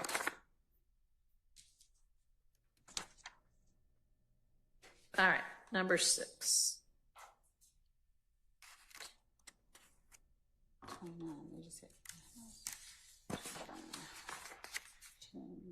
And I guess let's make this 3-page proffer of proposed edits a record of part of an exhibit to today's proceedings. So in the event of an eventual review, whomever is reviewing it will know what we're talking about when we say on to number 6. Can we make you don't want us to use the one we're writing on? You want to? Yeah, make it, just a easier. clean copy. Okay. Yeah, I know we're all writing on ours right now. So yeah, just a clean copy, and it can be. We can do that. I don't care who makes it an exhibit. Okay. It's basically just for purposes of the record. I can make it a court's exhibit to today. Court's exhibit 1. I'll print out a clean copy right now. All right. Okay. So the next one is page 29, line 10 through 29, line 11. So going back, Your Honor, you can see from page 28, line.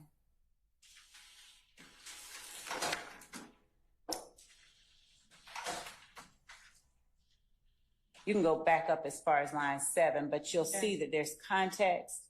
You want me to pause? No.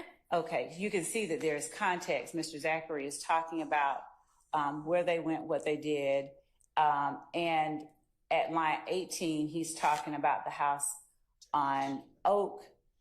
And later on, you have Investigator Dennis talking about his familiarity with the house. Right. The fact that he Come on, Lord, offers get it together. a concrete fact, his knowledge about the house, and Mr. Zachary doesn't correct him or doesn't say anything about it, I would argue it just How would goes he to the correct him effect. to that? I mean, it's not something that by itself is very material. There's just Then take I it don't. out. Strike it. Granted. You're okay. Did she say, Judge Whitaker getting spicy. Uh-oh. Out. He said, next. Let's I'm keep it moving. Just writing August 6, 2024, Courts Exhibit 1, as to this 3-page Yes, Your Honor. proposed redactions. Okay. Yep, let's speed it up. I'm with Judge Whitaker on Number this one. 7 is page 33, line 1 through 35, line 14.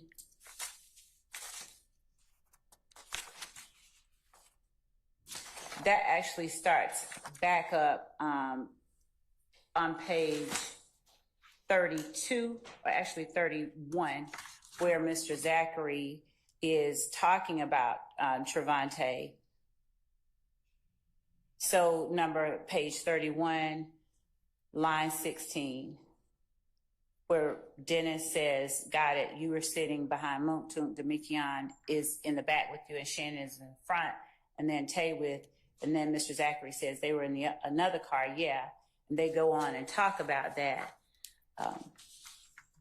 My argument is that the portion that they're asking to keep out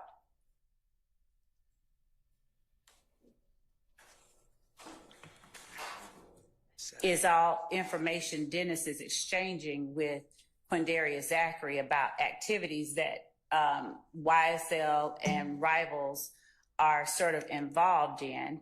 Mr. Dennis talks about how they thought it was Kale, and Mr. Zachary says, no, he corrects them, no, and then Dennis says, well, enlighten me, and he's like, no, you go ahead. But Zachary later on line 17 says they tried to say that we did it, acknowledging that there is a we, acknowledging. Yeah, but he can't speak for somebody else. In a way that helps to prove count 1 in our indictment. There What's is up, DTB?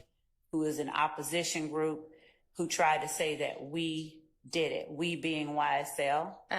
Where is the part where the opposition group is saying they thought we did it? I see the investigator saying we thought y'all did it, but no, line 17 where he says they tried to say that we did it on on page 33. I'll give me 1 second. Oh, it's back on page 35. I'm sorry. Okay. Okay.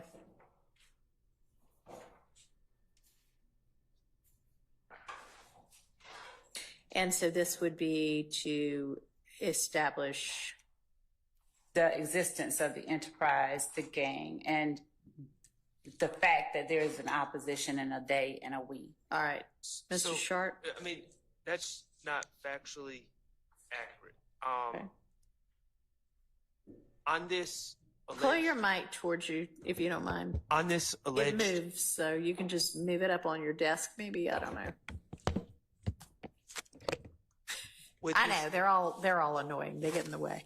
With this alleged incident, the shooting up the houses, Mr. Zachary also puts Bring back some gentlemen, popcorn. two gentlemen, a Trevante Turner and a Tay, as being in the caravan with them shooting up these houses. Trevante Turner is sadly deceased. He has never been, I've never heard anyone allege that he was a member of YSL. The paper just reported that he was associated with I believe it was If Gang. I'm but not sure I'm gonna go on what the paper says. I understand, but the state has never alleged that. He's not charged in this. Okay. This is a gentleman who, you know, has not. There's been no allegations that he's been affiliated with us. I believe that there's a suggestion that he's a friend of Kenneth Copeland's, but that's it. MJ? So I don't have. I mean, I don't want it to come in, but I don't have a legal argument at this point against them. Mr. Zachary saying Trevante Turner was part of this mission that he's claiming existed. But at the times that I highlighted that I have a problem with, it's talking about a wholly unrelated incident where Trevante Turner, who's not one of us, and Shell Kell, who is Kelvin Watts, were having their own side beef and shooting at each other. And I believe Trevante was shot maybe by Shell Kell.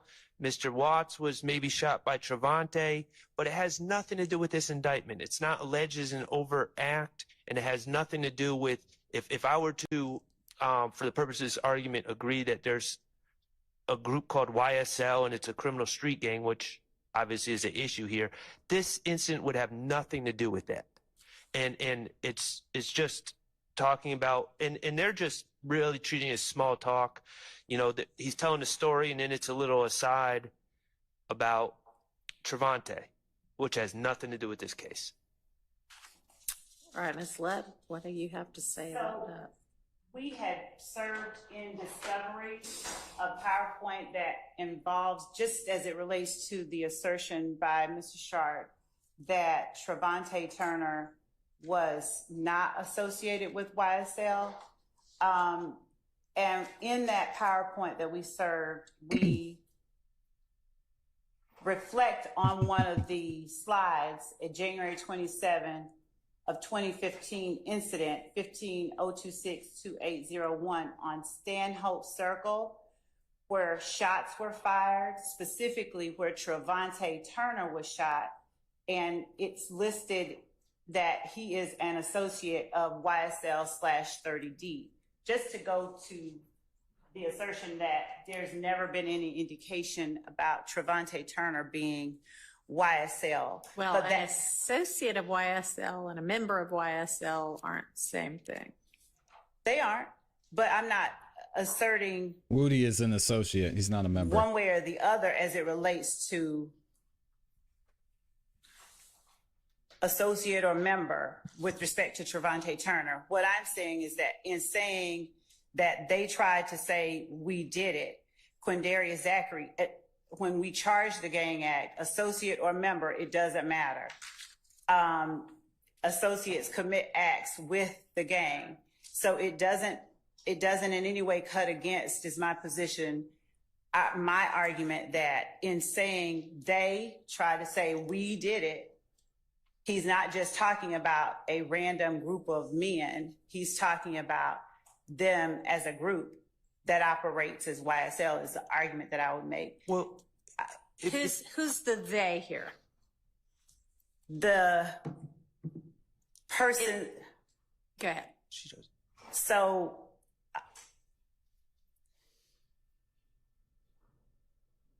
All right, let me. so if gang is the gang that So they're is that the they here? Yeah, they're rivals. is Is what she's associate. Part talking of the about. gang Yes. that there's the alleged beef back and forth and the Yes. series of shooting, the members that are involved in this Yes. little, even if it's a side incident, are all that gang? Yes. Okay. Well, if that's the money line, they tried to say, like, how's that admissible? They tried to say we did it. I mean, false accusations by an unnamed group about something that the declarant, Exactly. in this case, Mr. Zachary, is actually saying they were wrong about. How's that admissible to anything? You know, and if that's the key section, that's inadmissible of itself in itself.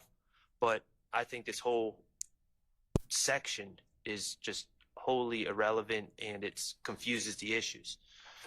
And if the court goes on further down,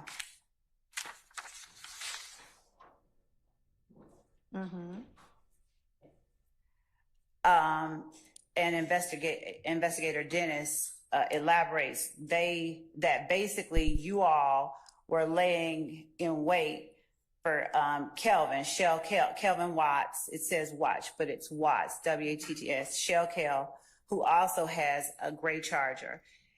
Just in the continued conversation with everything he asserts, he is making an affirmation about the existence of the gang itself. Yeah, that's what they say.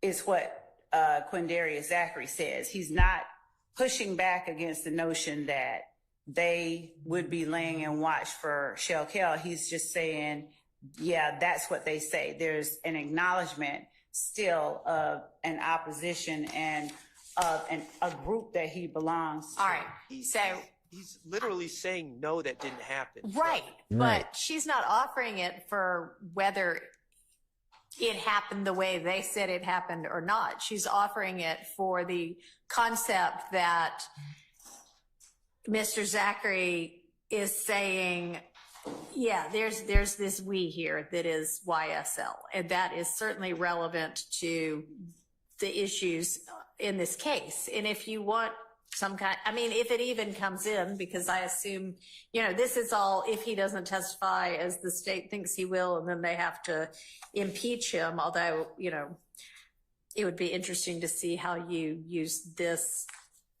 and what you would be using this to impeach for. Because if your purpose with it is to establish there's a we and a they, then he'd have to testify inconsistently to that for you to be able to use this. Do you understand? Yes. Okay. And Your Honor, And if that is what you're able to then use it for, I mean, I'd be happy to limit that this is only for the purpose of that, and it's not for whatever may or may not have happened with regard to some side shooting incident. And let me just say that in his statements, Mr. Zachary, in his statements, and if he testified, I anticipate, he doesn't deny that there's a group called YSL. Right. He doesn't deny any of this. So I don't think that these issues are really. Yeah, that's what I'm saying is this one may be one that never materializes, because I would say this is potentially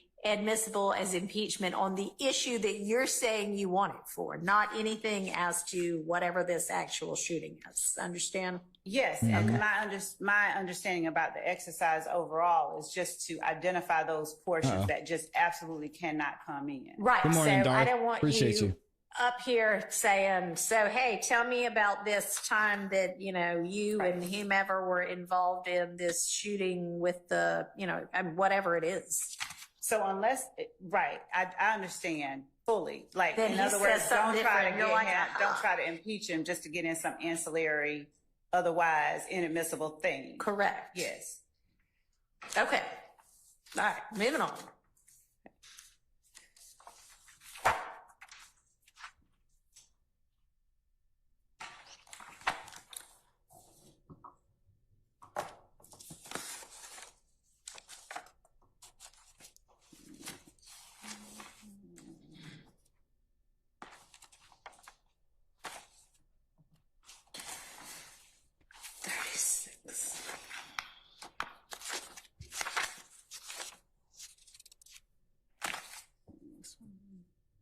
Number 8 being page 36, lines 1 through 30. I'm sorry, I haven't read it all, but if it is gang members being happy because Gaither's not working anymore, how's that relevant? So, Your Honor, Yes. I would argue. But I can concede that and say that there's really not. I can let that one go. I Alrighty. can stipulate to that. Okay. I just like it. And Your Honor, And I think I may have made an error on that. 36, 1 to 24 is certainly about that. I'm not certain.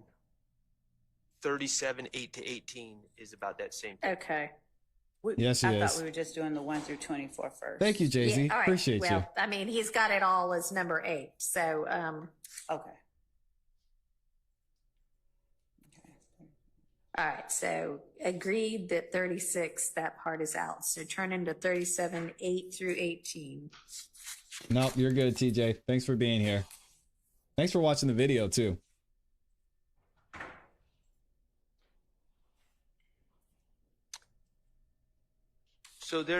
So in 37, 8 to 18, as I understand it, they're trying to identify Tay, and Appreciate you, they're MJ. showing picture of Tay with a car, and they're saying, is that the car? And then Investigator Underwood and Dennis and Zachary are agreeing, no, that's not the car. That's the car that got shot up. What's up, Tom? By another person named Kel. It's just about Tay's other car that was not involved in the April 28th, 2015 shooting up houses being shot up. It's just Okay. talk about another car being shot All up. right. Is Has that nothing to do- relevant? So, Judge, in context 37, Mr. Sharp's objection goes all the way into page 38, unless I'm reading it wrong. No, it's 37, 8 to 18, right? Correct. Okay.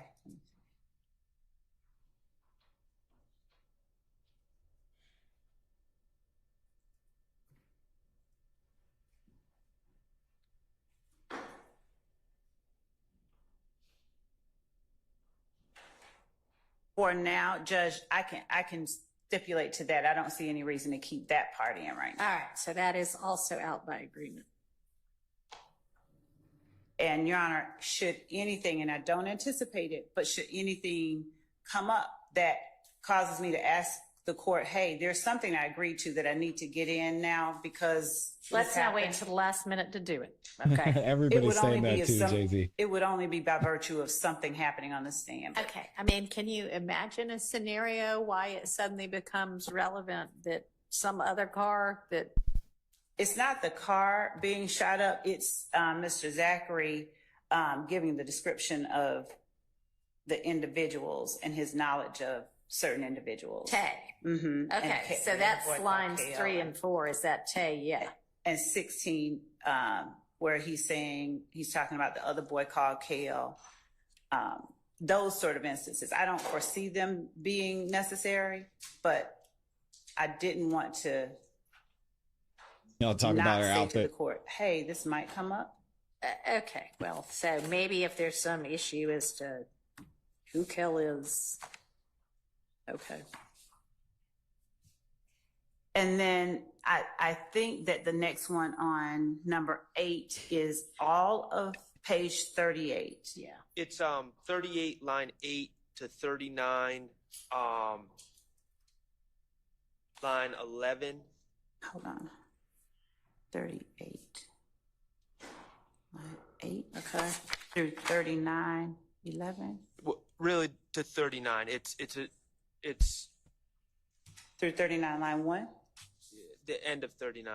Okay. Oh, It's two different incidents. It's a discussion about Tay, people saying on the street. Again, I'm just trying to clean up this transcript. It's just going to be confusing to people. I don't care if all sorts of bad things come up in about Tay one way or another. Right. But I'm just trying to limit confusion that Right. the jurors would have. And they're talking about people on the street saying that Tay shot up Rich Homie Kwan's dad's barber shop.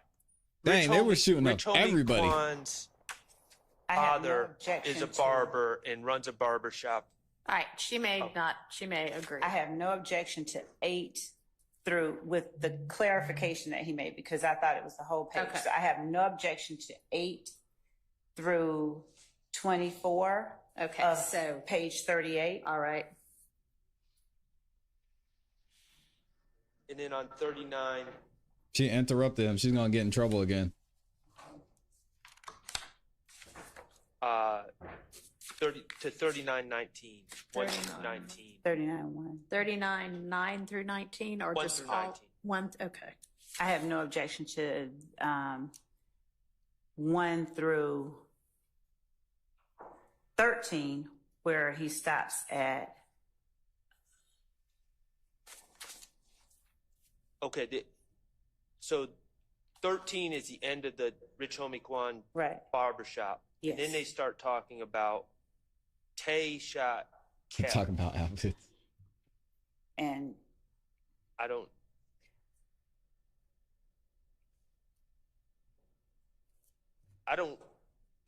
represent Tay. Tay's not associated, so, but it's just I just think it would be confusing. Why is it? Tay is associated. That's what we were just talking about.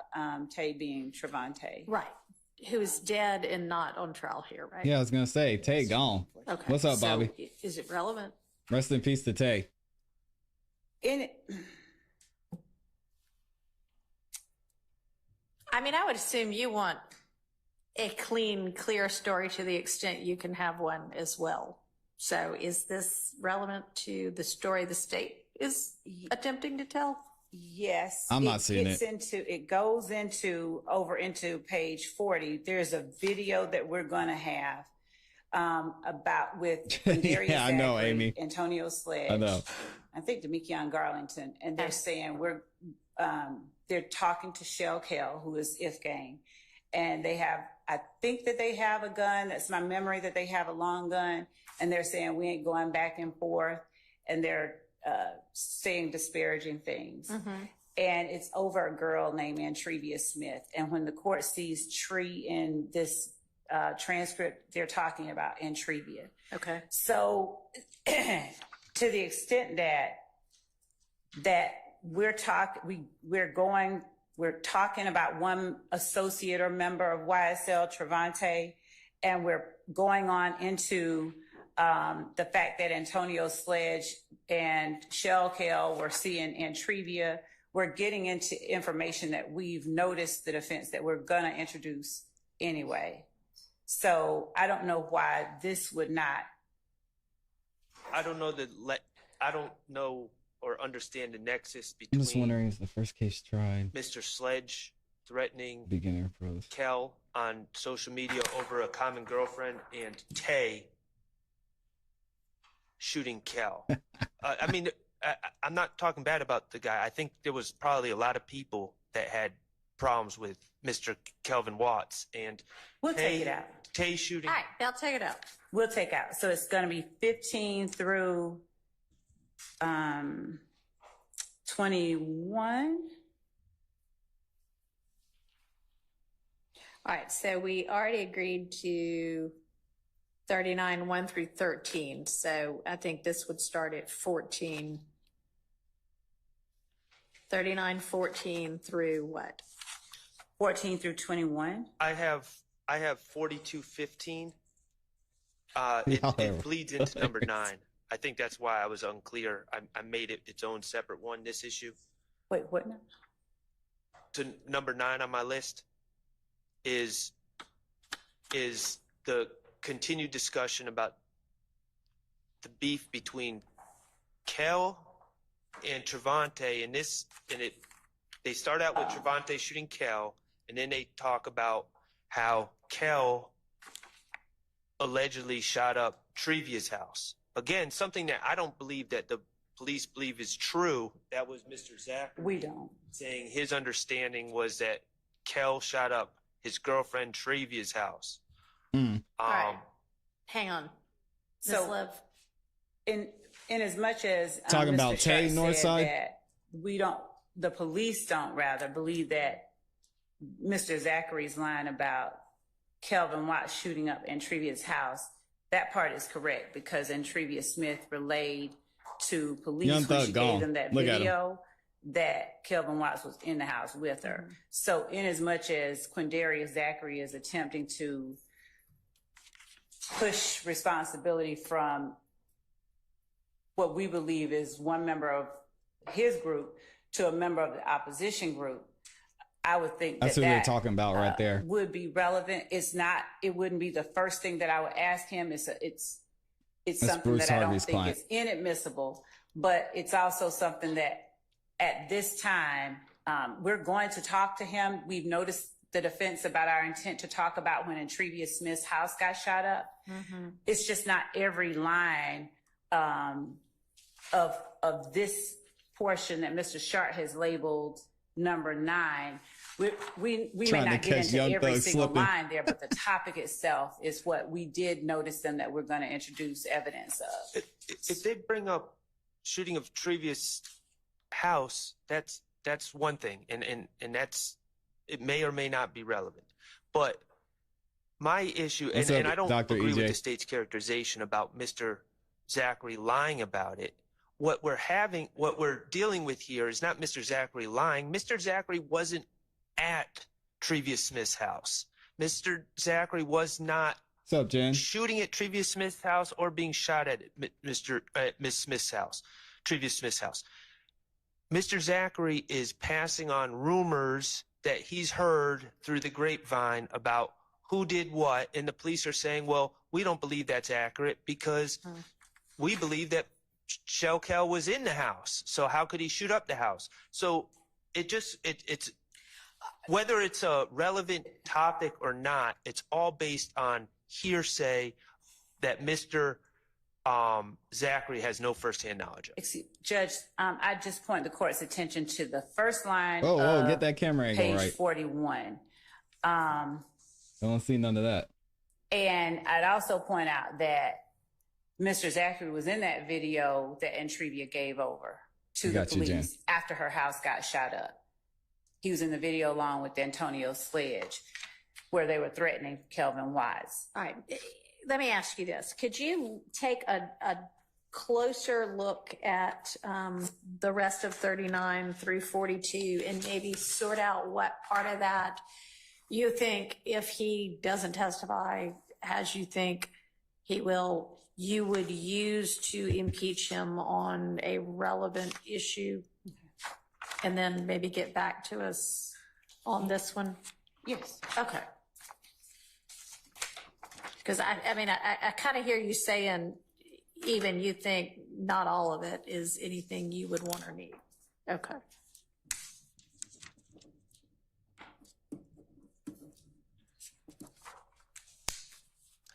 And that's all the way through 42.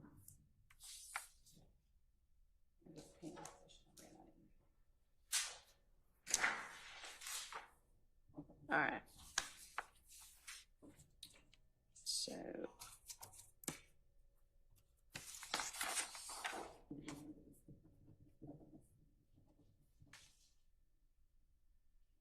So the next one is number 10 is 42.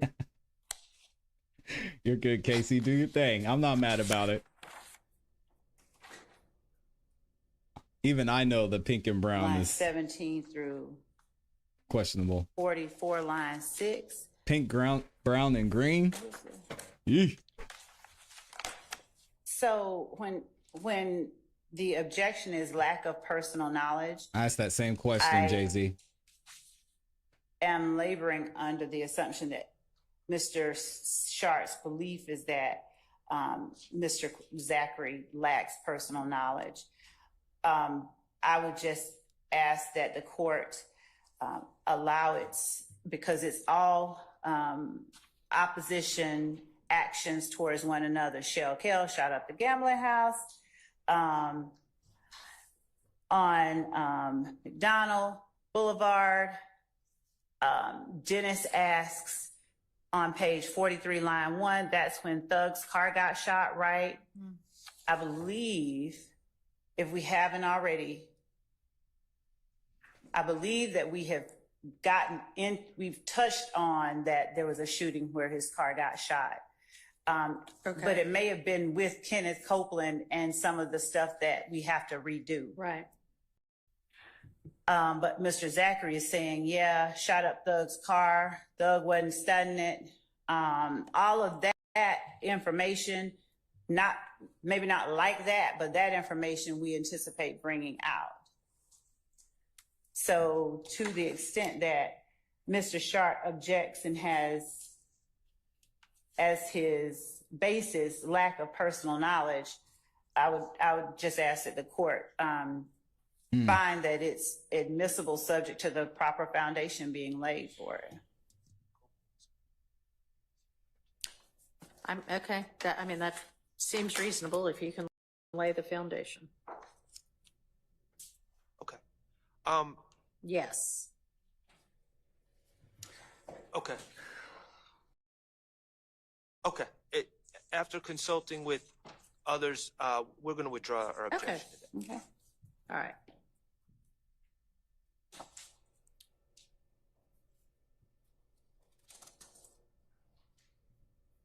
All right. So I'm take that out. Melnick said yesterday that if Woody decided to testify, he wanted to be released as counsel. All right. Number 11:45. I must have missed that. Number 11 should be 46, line Okay. 15. So Woody is represented by John 46, Melnick then. 15 through 16. Yes. Well, maybe I'm wrong. I'm wrong. It was supposed to be 45. I'm sorry. They're all talking about an unrelated.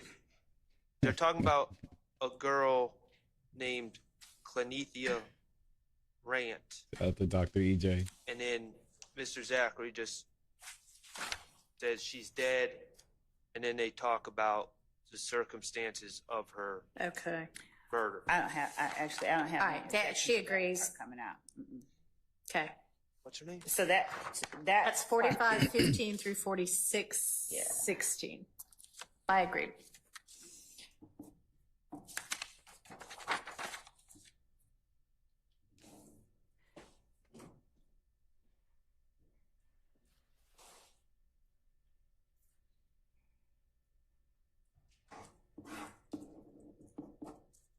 Appreciate you, Dr. EJ. Keep up the great work too. Let me interrupt y'all a minute. I have word that Mr. Copeland is here and available right now, so why don't we pause what we're doing with this What? and have him in, see if he Oh, has no. an attorney, see if he wants an attorney. We don't yet have anything put together. Are we that about to I'm get gonna Lil advise Woody him on the of, stand? But I'm good. we with that. could get through a little bit more of this, tell him to hold tight, take a lunch break where y'all can come up with something. We're But about I to get could Lil at Woody least on the find out about stand. the attorney issue right now. Okay. Oh my God, Lil Woody! Shout out to Woody. Mr. Tesla said extend the show. Let's go. Dang, I thought we were gonna take a lunch break. Hold on. So I gotta change the whole title of this video now. Dang, Woody. We got Woody up in here.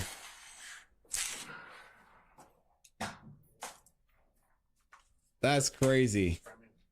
Look at him. There he is. Oh man, we got Woody Hi, back good up morning, here. Mr. Copeland. I'm Judge Whitaker. I think you've been before me before in unrelated matters. This is crazy. I'm the judge taking over this case now. So go ahead and have a seat. What I want to ask you right now, I know that you have been given immunity with regard to your testimony. And there had been, at some point, you didn't want to testify. At some point, you did want to testify. The first question I have for you. I know wanted to testify. Okay. The first, well, right. Want to is maybe the wrong term. But my question for you right now is, do you have an attorney at all? I don't know. You don't know whether you have an attorney. I would think that would be a no then if you don't know. Here we I was go. talking to Melanie, but Melnick? yes. Okay. man. Didn't he ask to be relieved as your attorney, and did you sign something saying that's okay, you can get out of this?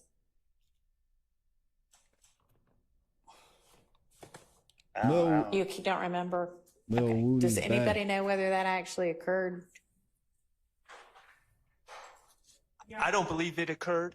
Okay. I believe that Ms. Bumpus I know she was stand-in. And She was stand-in, and I believe something was said on the record to the effect that Ms. Bumpus was relieved. But Yeah, I know she was. There No, was but- Woody's nothing about back. Mr. Melnick to my knowledge. Okay, maybe we, There was, Miss Bumpus actually said yesterday, I believe, during her testimony that Mr. Melnick had directed her to tell Mr. Copeland that he could either exercise his, This is you know, crazy. well, could do choose one not thing, to testify. right? Or if he chose to testify, according to Miss Bumpus. Yeah, I remember she said, there's this paper I'm supposed to get him to sign. I'm trying to figure out whether it got signed. So I never got Mr. Melnick off my case, Okay, so he's still your attorney then? I guess. Okay. Okay. What All we right. said Well, was then right. that's Give it up to the chat. The answer we've got for that. We're All smart. right, so You knew it. He I'm going has to try to get representation. a hold of Mr. Melnick and see if he can be here with us this afternoon, because some of what I suspect you recall when you were brought into Judge Glanville's chambers with Ms. Bumpus and a couple of the people from the state. And there was a discussion that Ms. Bumpus and Ms. Hilton and Judge Glanville had with you. You asked some questions. They gave you some information. Some of that information was not actually factually correct. And I want to make sure that you have the opportunity understanding what it is that the immunity order means, understanding what the potential consequences are if you do testify or if you don't. We're basically going to kind of start over and So if do I that don't over. testify, so if I don't testify, how long you gonna hold me in jail? So, I mean, that's still an issue that you can be held in jail through the end of this trial. But I'd rather have Mr. Melnick here to advise you about the potential drawbacks and benefits of what, if there are any, This of any trial of right your. To the end of this trial, Yes. not the other people. Not as far as I believe, but the state, what, did you want to do some further research on that? Yes, just to advise the court Okay. of Okay, so came from. I just wanted to know, first off, do you have an attorney? Because if you do have an attorney, then your attorney may have some information, advice, and research for me about that. So I want to make sure Now, come that on, we I want him to tell get on the you stand. correct thing about that, okay? So we're going to take a lunch break in a little while, and why don't we plan to have you back here on standby at least. I don't know who was in communication, but we need to reach out to Mr. Melnick, see what his availability is.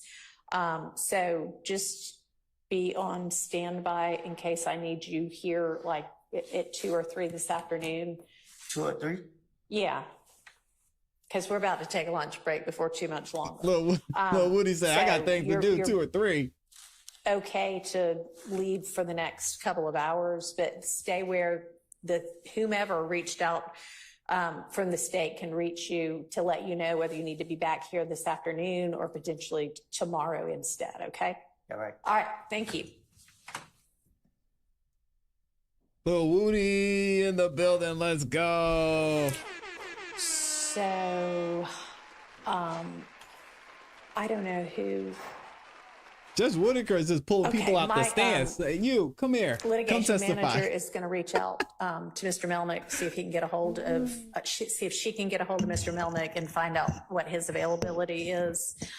He's not getting and on the stand today. Depending upon his availability, we'll just see when it is that we have Mr. Copeland back. Yeah, Woody's not testifying today, so I probably jumped the gun with changing the title. Woody's not testifying today. I'd be shocked if he testifies today. He'll probably be in there tomorrow. Because I want him to have the benefit of counsel. And then I also want y'all over the lunch gonna need break some to time. work on whatever you think ought to be the correct advice to him. And if you, the state, believe that it is possible to hold him past the trial for which he is under subpoena, then you show me what authority Yes, Your Honor. lets you believe that. Okay. All right. Yeah. One thing, I think that the transcript There it reflects is. this from June 10th, and as well as Ms. Bumpus's testimony yesterday, Rudy. she was emphatic that Mr. Melnick said, if you testify, I'm not representing you. So, and with the fact that Mr. Copeland said, No, what he said was, if you plead the fifth, I'm not representing you. So I don't know, what that means. I'm just going to reach out to Mr. Melnick, and at least Mr. Copeland thinks Mr. Melnick is still representing him. And if Mr. He is. Copeland never signed whatever that was relieving him, I don't know exactly what their arrangement is, but let's find out from Mr. Melnick. yes, Your Honor. All right. Okay, so let's get a few more minutes in of this before we break, because it's not even noon yet, and we were making some progress, which is good. All right, so we were on number 12. I would be so sad if they bring Woody up here. I might have to go live again. Dang.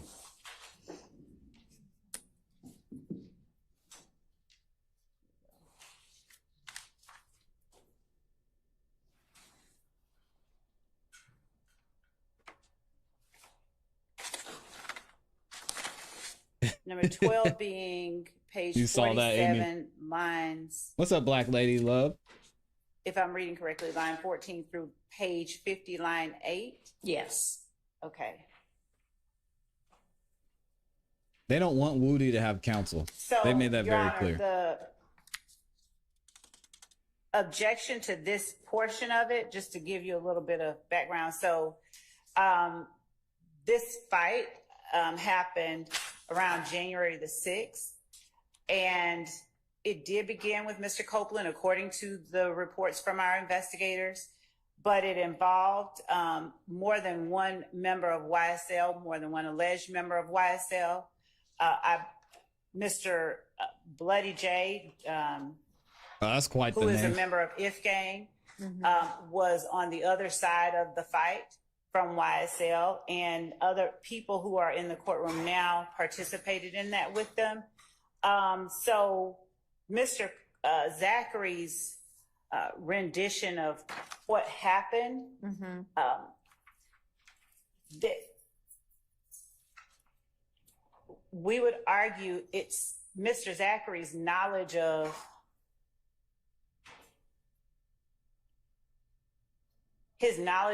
and participation in this game I'm almost out of water. is what allows him Amy. to be able to tell this to Detective Dennis.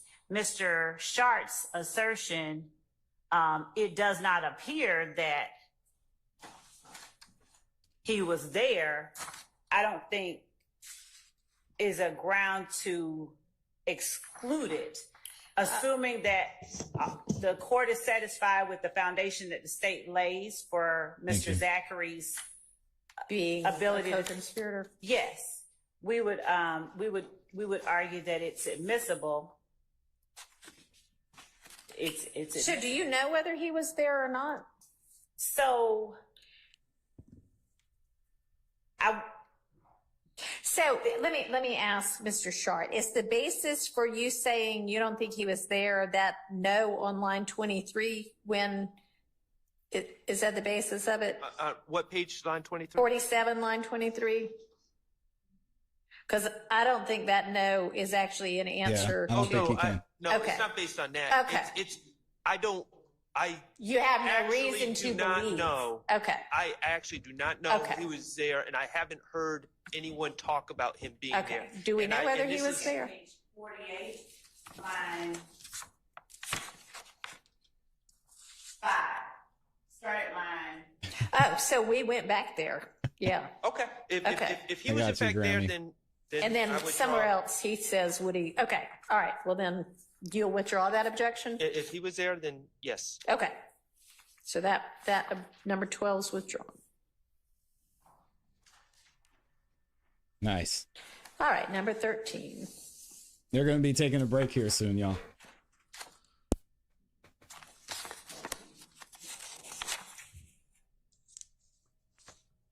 My understanding is this is page 54, line 18 through page 55, line 11.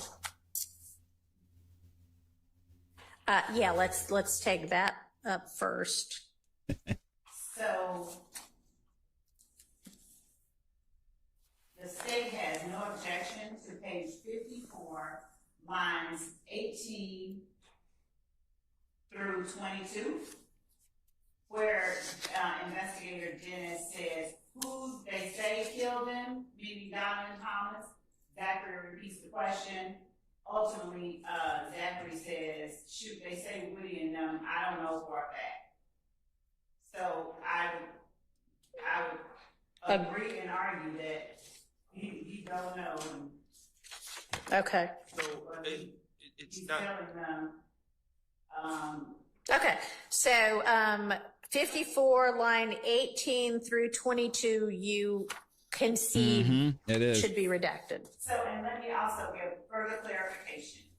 Mr. Zachary, later, he tells earlier in 2015, he relays to law enforcement about statements made to him by two people in the courtroom now. And two people admitting having killed Donovan Thomas. Okay. This Yeah, which statement sucks for the here state. is after 2 years later. So when he says they say Woody and them, I don't know for a fact. If somebody argued that that's an inconsistent statement that should come in, I'm not objecting to it coming out because what I feel is a lie is irrelevant, but I'm not objecting to it coming out. Okay. So, Your Honor, we got a lot of moving parts here, because eventually, I agree with Ms. Love. Eventually, in this statement, Mr. Zachary claims that Mr. Kendrick told him that they killed Nutt, and Mr. Stillwell told him that they killed Mr. Thomas. Okay. So I anticipate, because I was doing this for Mr. Stillwell, but I anticipate other counsel in this courtroom arguing that He sure did. that are affected by this, arguing that this is spilling the beans and it's not a statement by a co-conspirator and therefore not admissible.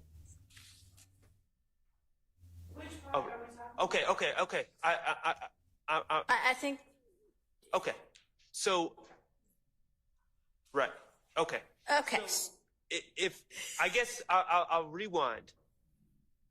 I will say that if there is testimony, either through direct testimony or cross-examine or impeachment, that my client said something to Mr. Zachary, or that Mr. Kendrick said something to Mr. Zachary, then I would want to get that in. 18 through 22. Right, because it would be inconsistent with the claims he says later on.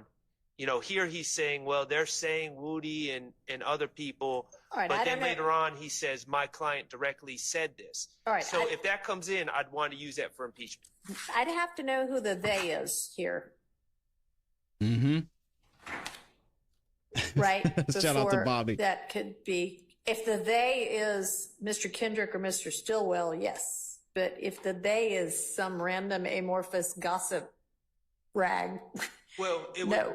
it would be relevant because if he's telling the truth, okay, assuming he's telling the truth. Oh, I see I see what you mean. Yeah. If he's already, Yeah, exactly. he's already You're right, Northside. said, or he will later say. He's going to say that he already said in a different statement, and later in this statement, he's going to say that my client told him at night.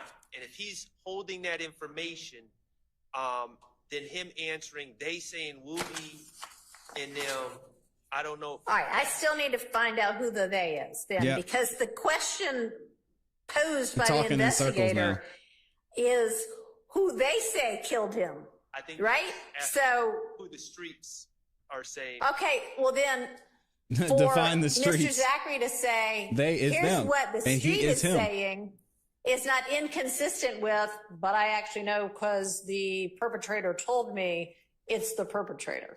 So that would not be this 18 through 22 would not be inconsistent to a statement by Zachary that Mr. Kendrick and or Mr. Stillwell told me personally that they're the ones that did it. You see what I mean?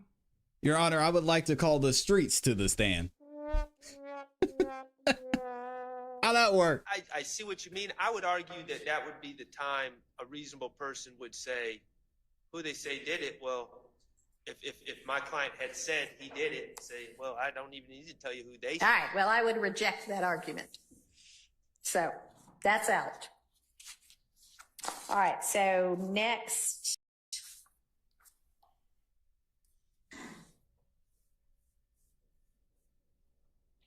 Is what 20 page 54 line 23 through 5511. Is that all going to be the same That is all. chunk of whatever? Maybe. Okay.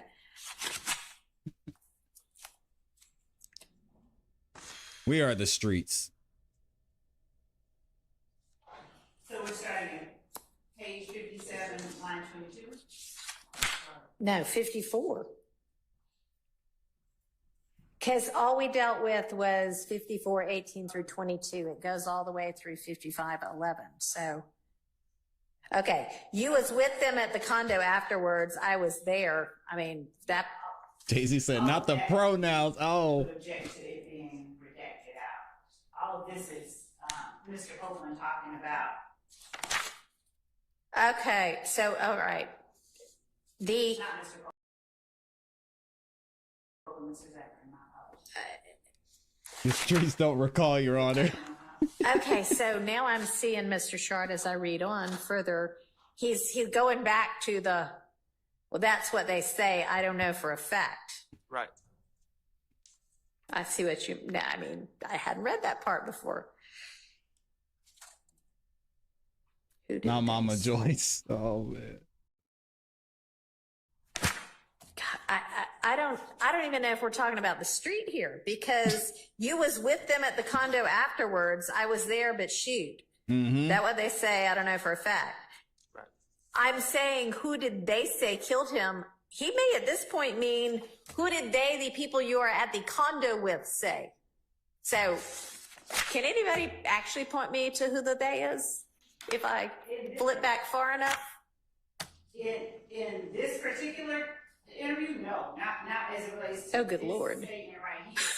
Because it's one of those. It's all over the place. She about to take a lunch break. As it relates to the way that Dennis is talking to Zachary. Yeah. He means it just like if I were to just pop up and say, who did they say did it? There's no they identified. Is there a video of this? Yeah. All right, I may need to watch the video. Yeah, let's see the of video. This part, because maybe the See the video of inflection the will let me streets. know whether he means. Let me watch the video on this. Can y'all send me that and then give me a timestamp for this part? Let me revisit that whole Yeah, can we see thing, it too? including the 18 through 22 part. If you send, I don't know if you have the times marked. The streets will have a but if YouTube you channel send next. The video that shows Mr. Zachary's face kind of zoomed We in. don't acknowledge I pronouns think here, it's Johnny. MP4 video. I think it's right around 27 minutes 30 seconds 27 probably- minutes, 30 Probably seconds. they or them. Thank you. per my notes. Okay, thanks. Oh, man. We, they, them. The streets pronouns are don't and sleep. To the next one or just. Yeah, no, I'll take a look at that offline unless y'all got it queued up right now. I'll take a look at that offline if y'all will send me that video. So yeah, let's, if 5722 through 23, is a separate kind of issue, we can move on to that one.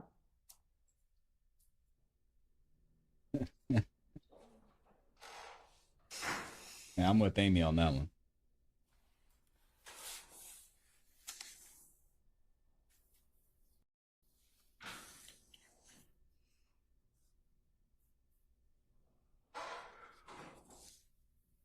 It's sad to see. It's sad to see you, Nita Sims, Miss Sims. All I gotta right, put some respect on your name, Miss Sims. I know it's meant to be a typo, probably, is it just 5722 to 5723?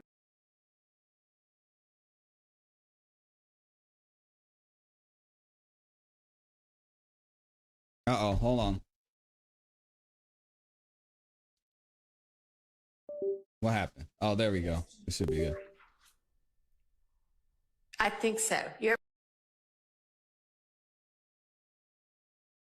What's up, Dark Savage? objection, Mr. Shart, here is 57 lines 22 and 23.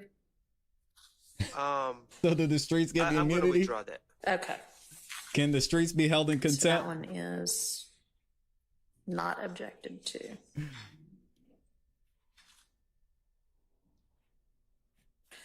All right. Moving on to number 14, which is page 60, line 19 through 61, line 20. I need to get some more water. I don't know. What are we having for lunch, Amy?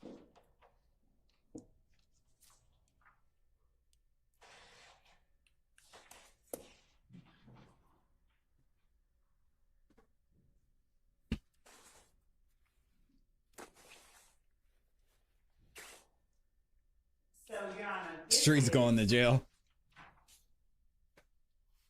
Meldick reps the streets. They plead the fifth. I think Brian Steele represents the streets. That's for sure, especially in this trial. I'm going to withdraw that one as well. All right. We're getting there. Okay. Then our next item is on page 65, lines 8 through 20.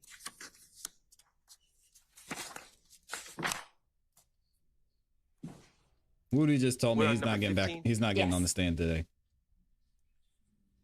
Said, don't do that to me, my guy.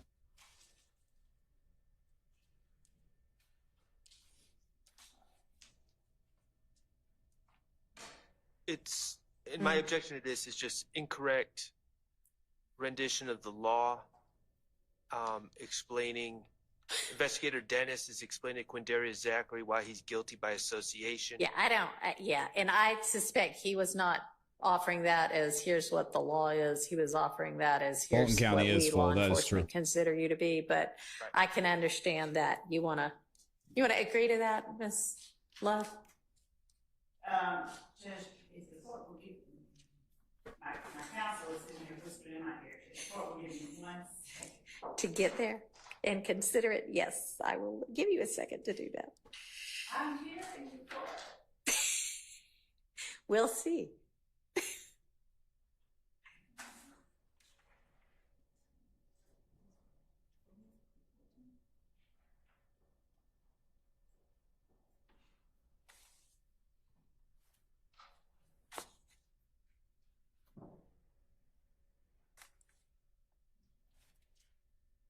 I give you about 10 more seconds to make your decision. Then I'm just gonna make my ruling. I don't object to 65-8 through 65-20 coming out. All Okay, right. I got you, Bobby. I'll check it. So that is out by agreement. And Your Honor, Yes.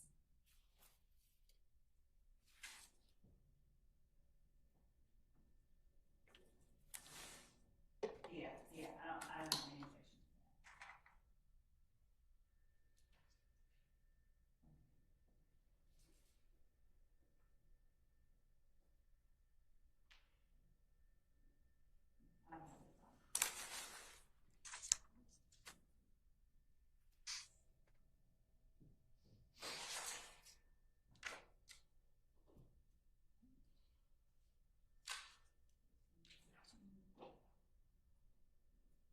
All of number 15 and Y'all are saying you don't think Woody's gonna get on the stand today. It looks like 67% of y'all. line 12 through 66, line 18.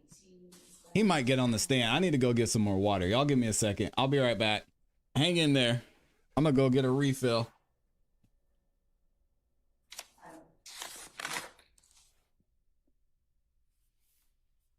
Your Honor, this is one of the acts that's listed as an overt act in this indictment,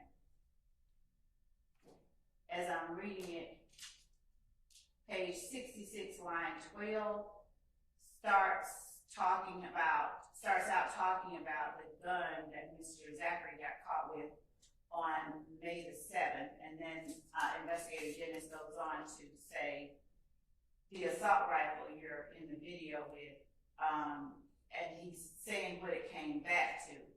And then you have Mr. Zachary saying that's Moon's gun. But he is acknowledging that he and Mr. Sledge, who the state alleges, Mr. Sledge already pled, but Mr. Zachary is indeed YSL. So they're swapping guns. We would just argue that this is evidence of count one and the gang count in this case. That's not my issue. Count one. Okay, so do you have an issue with lines 8, lines, where is it? 12 through 18? I do have an issue with 12 to 18. I don't have an issue with him saying that he gave the gun to Moontook or that's Moontook's gun. That's fine. What I have an issue with is saying, with Investigator Dennis, saying that the ballistics from that gun matched the May 7th shooting of Lucci's Bennett's mom's house. And there's a couple reasons. It's not been put in evidence Okay, yet. well, hang on. Maybe we can address your objection and still have in the portion that Ms. Love wants it for So by really 16 redacting a smaller part of it. I should have said 16 to 17, if I was to be more precise. Okay, so any issue with just with redacting out 16 and 17, Investigator Dennis's statement about it having come back to that? Not for the purposes of Quindarius Act. No objection at all. Okay.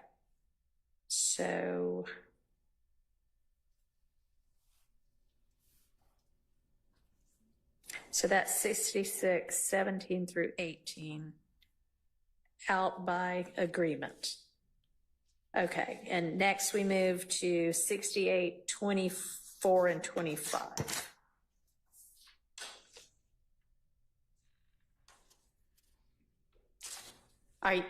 It's, I was yeah.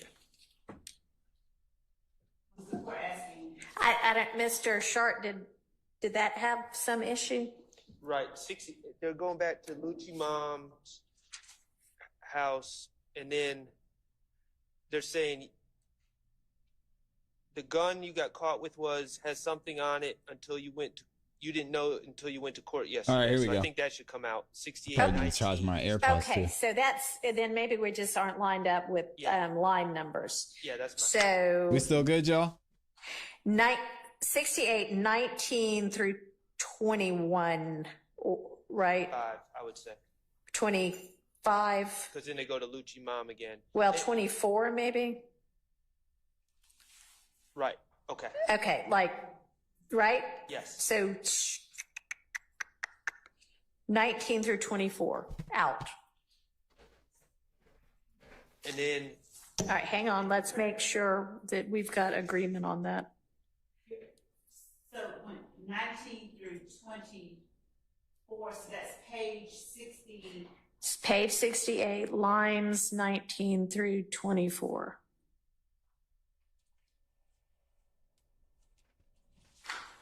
Hilton's allegedly Do you on agree? vacation. It's basically the same issue. The issue that I have here Yeah. is that Shout out to Michi in here. Appreciate you. because Mr. Zachary admits that it has shootings on it. You know, it's one of the guns used in one of the shootings. So even though, as it relates to the previous portion that I agreed to, and arguably even with the previous portion, the effect on Mr. Zachary, him not denying that or him not expressing surprise, but instead saying, oh, that's Moontook's gun. In this particular case, when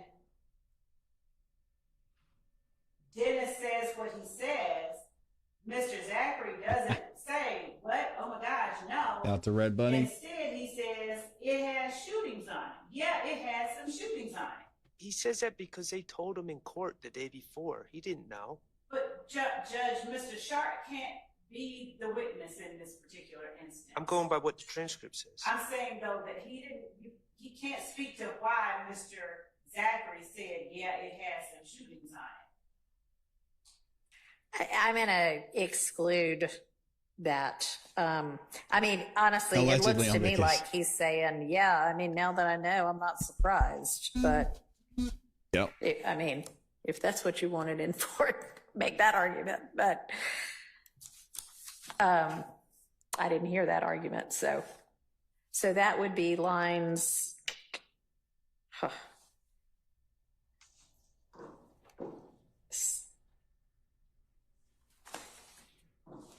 So I just want to you're know if saying, Woody's coming back. hang on, Mr. Sharp, on 68, where are you proposing that redaction start? 19 to 24. 19 to 24. Okay. I am going to exclude that.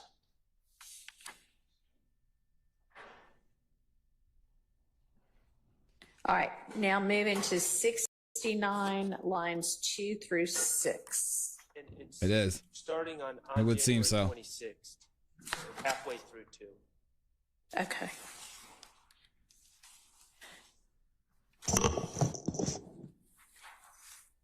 Through 5 really. Mm-hmm.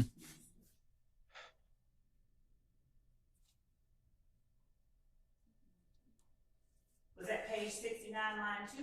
Yes. Yeah, lines 2 through 6, starting with on January 26th. I mean, they're basically again saying, hey, you had this gun at some point, and we know that it was involved in this shooting.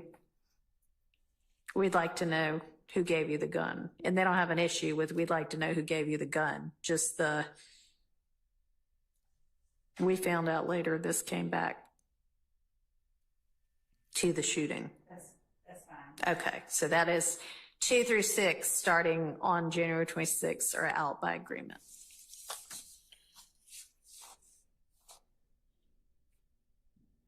Okay, Yeah, Judge Whitaker is trying to help him out. and then 17 we already did, so the next one is actually 18, Fulton page County is bad. 69, line 25 through 7213.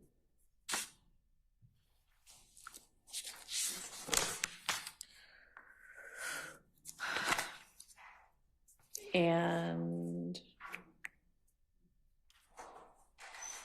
Okay, so Judge, when Detective Dennis asks who shot up Lucci's mama's house on page 69 at line 25, Y'all are funny. and Mr. Zachary gives them an answer.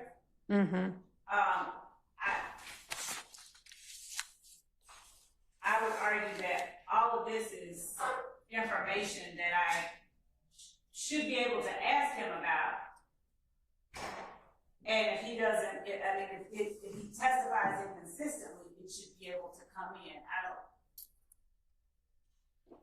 I'm not looking at his reason for asking it to come out, so I would. yeah, what's your There's no indication. how he knows? To the extent that my client was there, as he claims, there's no indication that he That's was true, there. Lauren. And there's no indication of what his source of knowledge is. I think he's just passing along rumors.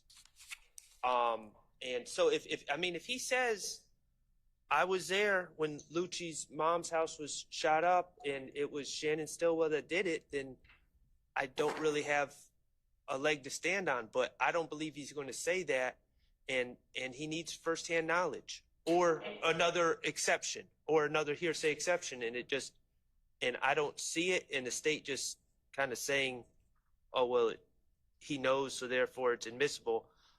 There's just so much rumor and back and forth in this case, and I think that the investigators, I'm not trying to criticize them, but they're just trying to gather information, not in preparation of trying the case, but just trying to get some broad generalized what the word on the street is. So, Your Honor, as with any, Yeah, Miss Love could have used her help. evidence or testimony that we elicit or tender, we have to establish a foundation before it's admitted. So we would not be seeking, and this we don't believe is just rank hearsay. So we just have a different position, and we ask that the court just allows the opportunity to lay the foundation and present it. All right, and I assume that your foundation is going to be co-conspirator exception, that they all know this because they're in the gang and they communicate and they need to be able to know that argument. I mean, I would think so. And frankly, even on 73, when they asked about what about Thug's stepdad's house, he actually says, I don't know for sure who did that one.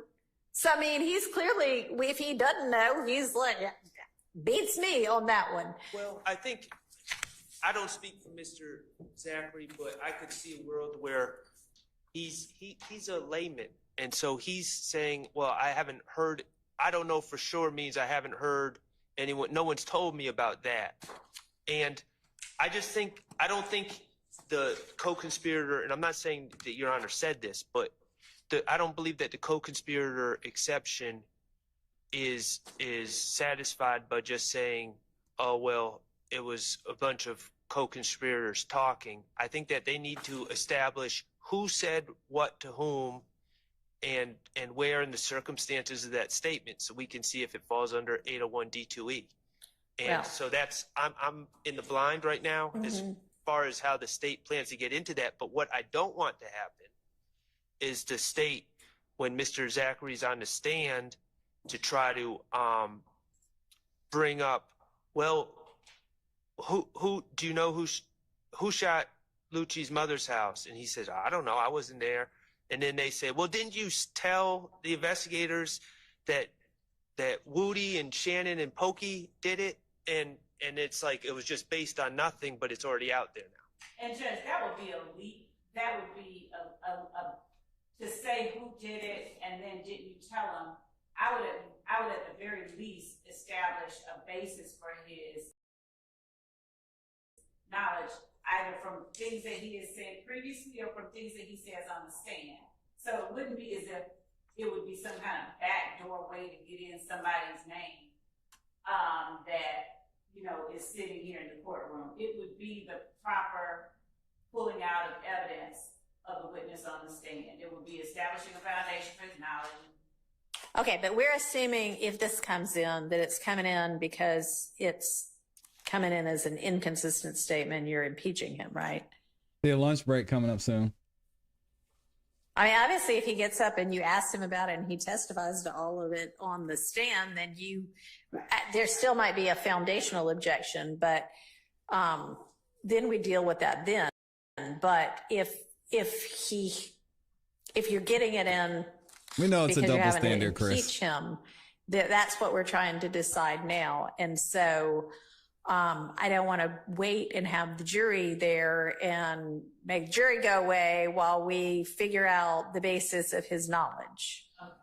You know. Yeah.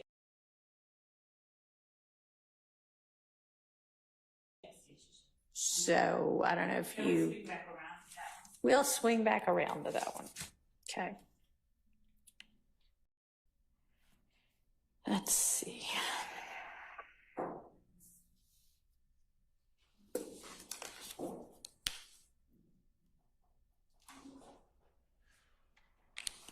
I mean, and frankly, it's probably going to be the same. You're going to need the same information for a foundation, regardless of its as to his testimony on the stand or as to this, you know. But yeah, it kind of let us know what that's going to be, so that I can make a determination of whether it comes in, you know, potentially.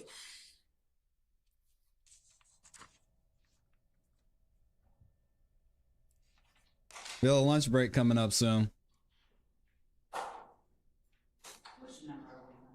Well, that was 18. You agree about 19, so we're moving to 20.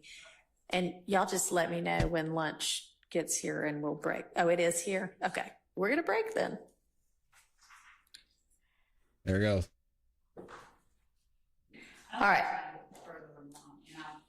Great. So it's 12:15 right now. So far, Ms. Rosser has not been able to reach Mr. Melnick. I knew it. So, you know, it's probably more likely that it'll be tomorrow than today. So why don't we, I don't know, maybe I'll know more after lunch, but let's break until 1:30. Is that enough time, deputies, for getting everybody fed? Okay. Appreciate See y'all y'all. back at 1:30. All right, let's make sure the camera doesn't cut back on, but I think that's it for today. A little dry, a little drier today, but we made it through. Had some interesting things. I want to finish reading this to y'all. Or are we halfway through? I might just let this one go. But let me see what y'all are saying in the chat. Shout out to Dee Dee. She said, so hungry, my blood sugars dropped. Now I'm eating cookies. Hold on, go get you some lunch, Dee Dee. Oh man, I love to see it.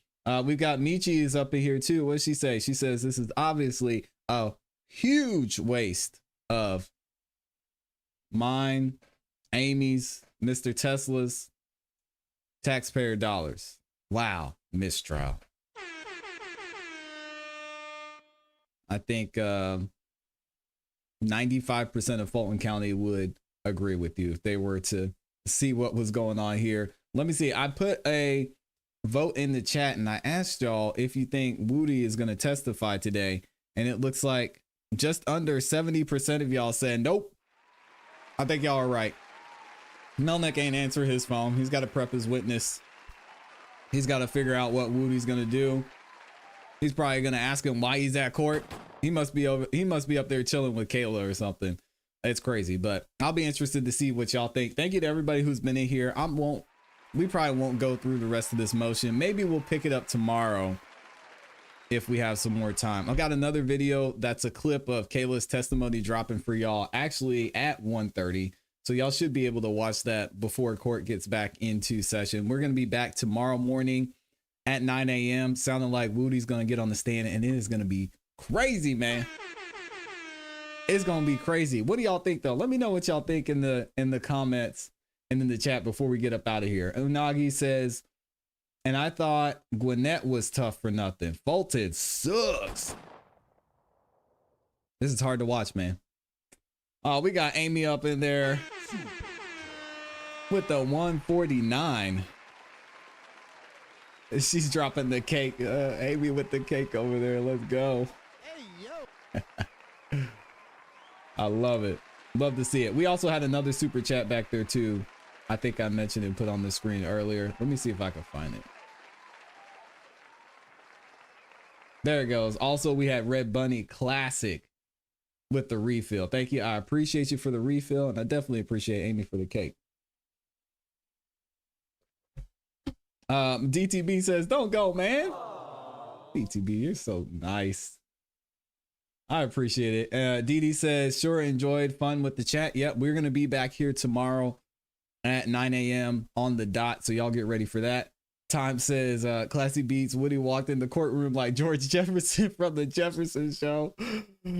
Give it up to George and Wheezy, man. And then Amy, she also sent another super sticker. She got the banana in there. Cake and banana. Sounds like an amazing lunchtime. Grammy says, as a Georgian, Fannie Pack's entire office does nothing but waste money. You have every right to feel that way. I mean, not only with this YSL RICO trial, but also with everything that's going on with Trump, right? We've seen so many issues with that. We've seen her use taxpayers' dollars in ways that she shouldn't be. It's tough. Shout out to 503. Is it 503 Grumps? Says, bro, how is this trial even continuing? I have no idea. It's sad to see. Deborah T is back in the building. Said, I thought everyone was guaranteed the right to a fair and speedy trial. This trial has not been fair nor speedy. Johnny said Fulton County Jail is full and counting, and Woody was in there and he said, man, y'all didn't even have any air conditioning. I couldn't get any water. It's crazy out here. We got Amy with the peach. So we got cake, banana, and peach. What did he say? That's an amazing lunchtime right there. Didi says, check your notifications and make sure you're still subscribed. Look forward to the next stream. Shout out to Didi. Thank you. I appreciate you. All right, y'all. You saw what's going on in the chat. I got to go. It is lunchtime. Gonna get some cake, banana, got some peach up in there. I appreciate every single one of y'all, not only who were here, but those of you who took the time to support, like you see Amy in there supporting, and also Red Bunny as well. Thank y'all. I do not ask for super chats or cash apps, but I do appreciate it. It does help the show continue to grow. And thank y'all for liking the video. That is the #1 way you can support this show. And we're going to continue to keep going. So y'all look out for a couple more videos dropping later today and this afternoon in about an hour. We got one dropping at 6:30, and we'll drop some in the morning before trial starts. I appreciate y'all. Hope y'all have a great rest of your day. Enjoy your lunch. I know I will. Y'all keep growing, keep pushing, keep it classy. We gone. Peace.